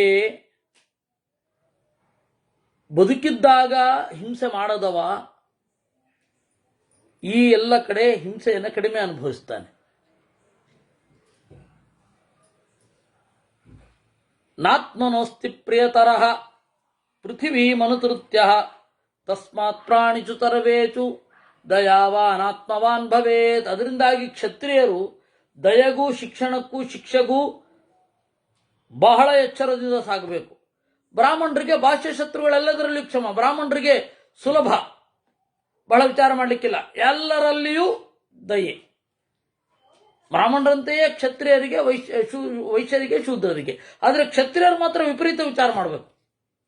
ಯಾವುದನ್ನು ಮಾಡಿದ್ರೆ ಹಿಂಸೆ, ಯಾವುದನ್ನು ಮಾಡಿದ್ರೆ ದಯೆ, ಯಾವುದನ್ನು ಮಾಡಿದ್ರೆ ಅಹಿಂಸೆ, ಬಹಳ ವಿಚಾರ ಮಾಡಬೇಕು. ಅದಕ್ಕೆ ಅವರು ರಿಲ್ಯಾಕ್ಸ್ಡ್ ಆಗಿರೋ ಒಬ್ಬರನ್ನ ಇದಕ್ಕೆ ಇಟ್ಕೊಳ್ತಾರೆ, ಮಂತ್ರಾಲೋಚನೆಗೆ. ಏನ್ ಮಾಡಲಿ ಅಂತ ಕೇಳಲಿಕ್ಕೆ. ಯೇ ಭಕ್ಷಯಂತಿ ಮಾಂಸಾನಿ ಭೂತಾನಾಂ ಜೀವನೈಚಿಣಾಂ. ಕೇವಲ ಬದುಕಿಗಾಗಿ ಉಣ್ಣುವವನು. ಮಾಂಸ ಅಂದ್ರೇನು? ಮಾಂ ಭಕ್ಷಯತಿ ಯಸ್ಮಾತ್ ಸಹ ಭಕ್ಷಯಿಷ್ಯೇತಮಪ್ಯಹಂ ಇತಿ ಮಾಂಸಸ್ಯ ಮಾಂಸತ್ವಂ ತಥೋ ಬುದ್ಧ್ಯಸ್ವ ಭಾರತ ಮಾಂ ಭಕ್ಷಯತಿ ಯಸ್ಮಾತ್ ಸಹ. ಇಲ್ಲಿ ನನ್ನನ್ನು ತಿನ್ನುವವನನ್ನ ನಾನು ಅವನನ್ನ ತಿಂತೇನೆ ಅನ್ನೋದೇ ಮಾಂ ಸಹ. ಈಗ ಮಾಂ ನನ್ನನ್ನು ಸಹ ಭಕ್ಷಯತಿ, ಮುಂದೆ ಆ ಸಹ ನಾನಾಗಿ ಅವನು ಮಾಂಸ ಆಗ್ತಾನೆ. ತನ್ನಿಂದ ತಿನ್ನಲ್ಪಡುವವ ಮುಂದೆ ನನ್ನನ್ನು ತಿಂತಾನೆ ಅನ್ನೋ ಕಾನ್ಸೆಪ್ಟೇ ಮಾಂಸ. ಆ ನಿರ್ವಚನ ಇಲ್ಲೇ ಹೇಳಿದ್ದು. ಮಾಂ ಭಕ್ಷಯತಿ ಯಸ್ಮಾತ್ ಸಹ ಭಕ್ಷಯಿಷ್ಯೇತಮಪ್ಯಹಂ ಏತನ್ ಮಾಂಸಸ್ಯ ಮಾಂಸತ್ವಂ ತಥೋ ಬುದ್ಧ್ಯಸ್ವ ಭಾರತ. ಕ್ರಿಶ್ಚಿಯನ್ನಿನ ಕೆಲವೊಂದು ಓಲ್ಡ್ ಟೆಸ್ಟಮೆಂಟಿನ ಪಾಠಗಳಲ್ಲಿ, ಕೆಲವೊಂದು ಈ ಜಂಡವೆಸ್ತಾದಲ್ಲಿ if you kill a lion is lucky but you are not, because lion will become man and that man kill you ಅಂತ ಹೇಳಿ ಅಲ್ಲಿಯೂ ಅದೇ ನಿರ್ವಚನ. ಅನೇಕ ಧರ್ಮಗ್ರಂಥಗಳಲ್ಲಿ, ಪಾಶ್ಚಾತ್ಯರ ಧರ್ಮಗ್ರಂಥಗಳಲ್ಲಿ ಇದುಂಟು. ಅದು ಮಹಾಭಾರತದ ಮೂಲ. ಅದರಿಂದಾಗಿ ಯಾವ ಯಾವ ಶರೀರದಿಂದ ಏನೇನು ಕರ್ಮಗಳನ್ನು ಮಾಡ್ತಾನೆ, ಹಿಂಸಾ ಕರ್ಮಗಳನ್ನು, ಆಯಾ ಶರೀರವನ್ನು ಅನುಭವಿಸಿ ಆಯಾ ಸಂಕಟವನ್ನೇ ಹೊಂದುತ್ತಾನೆ. ಅದರಿಂದಾಗಿ ಅಹಿಂಸಾ ಪರಮೋ ಧರ್ಮ ತಥಾ ಅಹಿಂಸಾ ಪರೋ ದಮಃ. ಯಾಕೆಂದ್ರೆ ಧರ್ಮ ಅಹಿಂಸೆಯಲ್ಲಿ ಕೊನೆಗೊಳ್ಳುತ್ತೆ, ದಮ ಇಂದ್ರಿಯ ನಿಗ್ರಹ ಅಹಿಂಸೆಯಲ್ಲಿ ಕೊನೆಗೊಳ್ಳುತ್ತೆ. ಅಹಿಂಸೆ ಅನ್ನೋದು ದಾನ ಸಾಧನವೂ ಹೌದು, ಅಭಯವನ್ನು ಕೊಡ್ತಾ ಇದ್ದಾನೆ. ಆದ್ದರಿಂದ ಅಹಿಂಸೆಯೇ ಪರಮ ತಪಸ್ಸು, ಕೃಚ್ಛ್ರಾಚರಣೆ ಇರುತ್ತೆ. ಅಹಿಂಸಾ ಪರಮೋ ಯಜ್ಞ ತಥಾ ಅಹಿಂಸಾ ಪರಂ ಬಲಂ. ತನ್ನನ್ನು ತಾನು ನಿಗ್ರಹಿಸಿಕೊಳ್ಳುವ ಬಲ ಇರುವವನೇ ಅಹಿಂಸೆಗೆ ತೊಡಗುತ್ತಾನೆ. ಇಲ್ಲಾಂದ್ರೆ ಅವನಿಗೆ ಒಳಗಡೆಯಿಂದ ಕಿರಿಕಿರಿಯಾಗಿ ಬೇರೆಯೊಬ್ಬರಿಗೆ ಹಿಂಸೆ ಮಾಡಲಿಕ್ಕೆ ಶುರು ಮಾಡ್ತಾನೆ. ಅದರಿಂದಾಗಿ ಹಿಂಸೆ ಮಾಡುವವರು ಬೇರೊಬ್ಬರಿಗೆ ಕಿರಿಕಿರಿ ಮಾಡ್ಲಿಕ್ಕೆ ಏನು ಕಾರಣ ಅಂದ್ರೆ ಅವ್ರ ಒಳಗಡೆ ಕಿರಿಕಿರಿ ಆಗ್ತಾ ಇರುತ್ತೆ. ಆದ್ದರಿಂದ ಒಬ್ಬರು ಬೇರೆಯವರಿಗೆ ಕಿರಿಕಿರಿ ಯಾಕೆ ಮಾಡಲ್ಲ ಅಂದ್ರೆ ಅವ್ರ ಒಳಗಡೆ ಕಿರಿಕಿರಿ ಆಗ್ತಾ ಇರಲ್ಲ, ಆರಾಮಾಗಿರ್ತಾರೆ. ಆದ್ದರಿಂದ ಅಹಿಂಸಾ ಪರಂ ಮಂತ್ರಂ ಅಹಿಂಸಾ ಪರಮಾಶ್ರುತಿ ಸರ್ವಯಜ್ಞೇತು ವಾ ದಾನಂ ಸರ್ವತೀರ್ಥೇಚು ಚಾಪ್ಲವ ಸರ್ವದಾನ ಫಲಂ ವಾಪಿ ನೈವ ತುಲ್ಯಮಹಿಂಸೆಯ ಅಂತ. ಈ ರೀತಿಯಾಗಿ ಅಹಿಂಸೆಯ ಫಲವನ್ನು ಕೇಳು. ಈ ಅಹಿಂಸೆಯ ಗುಣವನ್ನು ಹೇಳಲಿಕ್ಕೆ 100 ವರ್ಷ ಆದರೂ ಆಗೋದಿಲ್ಲ. ತಟ್ಟಿಯವರ ಪ್ರಶ್ನೆ, ಹಾಗಾದ್ರೆ ಅವರು ಪುನರ್ಜನ್ಮ ಒಪ್ಪಿದ ಹಾಗೆ ಅಂತ. ಹೌದಪ್ಪ ಹಾಗೆ, ಆದರೆ ಅದಕ್ಕೆ ಎಷ್ಟೋ ಜನ ಅದನ್ನು ಡಿಲೀಟ್ ಮಾಡಿಬಿಟ್ಟಿದ್ದಾರೆ. ಅದಕ್ಕೆ ನಾನು ಕೆಲವು ಪಾಠಗಳಲ್ಲಿದೆ ಅಂತ ಹೇಳಿದ್ದು. ಅದೇ ಈಗ ಅದನ್ನೆಲ್ಲ ತೆಗೆದಾಕಿದ್ದಾರೆ. ನೀವು ಅಲ್ಲಿ ಯಾವ ರೀತಿ ಪಾಠಾಂತರಗಳಾಗಿದೆ ಅಂತ ನೀವು ನೋಡಿದರೆ ಅದೊಂದು ಬೇರೆನೇ ಅಧ್ಯಯನ ಆಗ್ಬಿಡುತ್ತೆ. ಈಗ ಸರ್ವಸಮ್ಮತವಾಗಿರತ್ತಲ್ಲ, ಅದರಲ್ಲೂ ಕೆಲವೊಂದೆಲ್ಲ ಉಳ್ಕೊಂಡಿದೆ, ಅದರಲ್ಲೂ ಕೆಲವೊಂದೆಲ್ಲ ಬಂದಿದೆ. ಆದರೆ ಅದನ್ನ ಇಟ್ಕೊಂಡು ಜಿಜ್ಞಾಸೆ ಮಾಡಿದ್ರೆ ಅವರು ಮತ್ತೆ ಇದೇ ಒಪ್ಪಬೇಕು. ಯಾರೂ ಕೂಡ, ನಾವು ಸೇರಿದಂತೆ ಯಾರೂ ಕೂಡ ಮೂಲವನ್ನು ನೋಡೋಲ್ಲ, ವಿಮರ್ಶೆ ಮಾಡೋಲ್ಲ. ಆದ್ದರಿಂದ ಅಜ್ಞಾನದಿಂದ ಇಷ್ಟೊಂದು ಸುಖವಾಗಿದ್ದಾರೆ. ಏನು ಬೇಕಾದರೂ ಹೇಳಬಹುದು, ಏನು ಬೇಕಾದ್ರೂ ಮಾಡಬಹುದು. ಆ ತರಹದ ಪರಿಸ್ಥಿತಿ ಇದೆ. ಅದರಿಂದ 105ನೇ ಅಧ್ಯಾಯ ಇಲ್ಲಿಗೆ ಆಯಿತು. ನಾವು ನಾಳೆ ಮತ್ತು ನಾಡಿದ್ದು ಮತ್ಸ್ಯ ಪುರಾಣ, ಮತ್ತೆ ನಾಳೆ ಬೆಳಗ್ಗೆ ಯಥಾಪ್ರಕಾರ ಕುಮುದಮ್ಮನವರ ಮನೆಯಲ್ಲಿ ವಿಷ್ಣು ತತ್ವ ನಿರ್ಣಯ ಅಗ್ನಿ ಪುರಾಣ ಉಂಟು, ಅಲ್ಲಿ ನೋಡುವ. ಸಂಜೆ ಮತ್ಸ್ಯ ಪುರಾಣ ಉಂಟು. ಮತ್ತೆ ಸೋಮವಾರ ಅದನ್ನು ಹೇಳೋಣ. ಭಾನುವಾರ ಹೇಳ್ತೇನೆ ನಾನು. ಅದನ್ನ ಒಮ್ಮೆ ನೆನಪಿಸ್ಬಿಡು. ಕೃಷ್ಣಾರ್ಪಣಮಸ್ತು.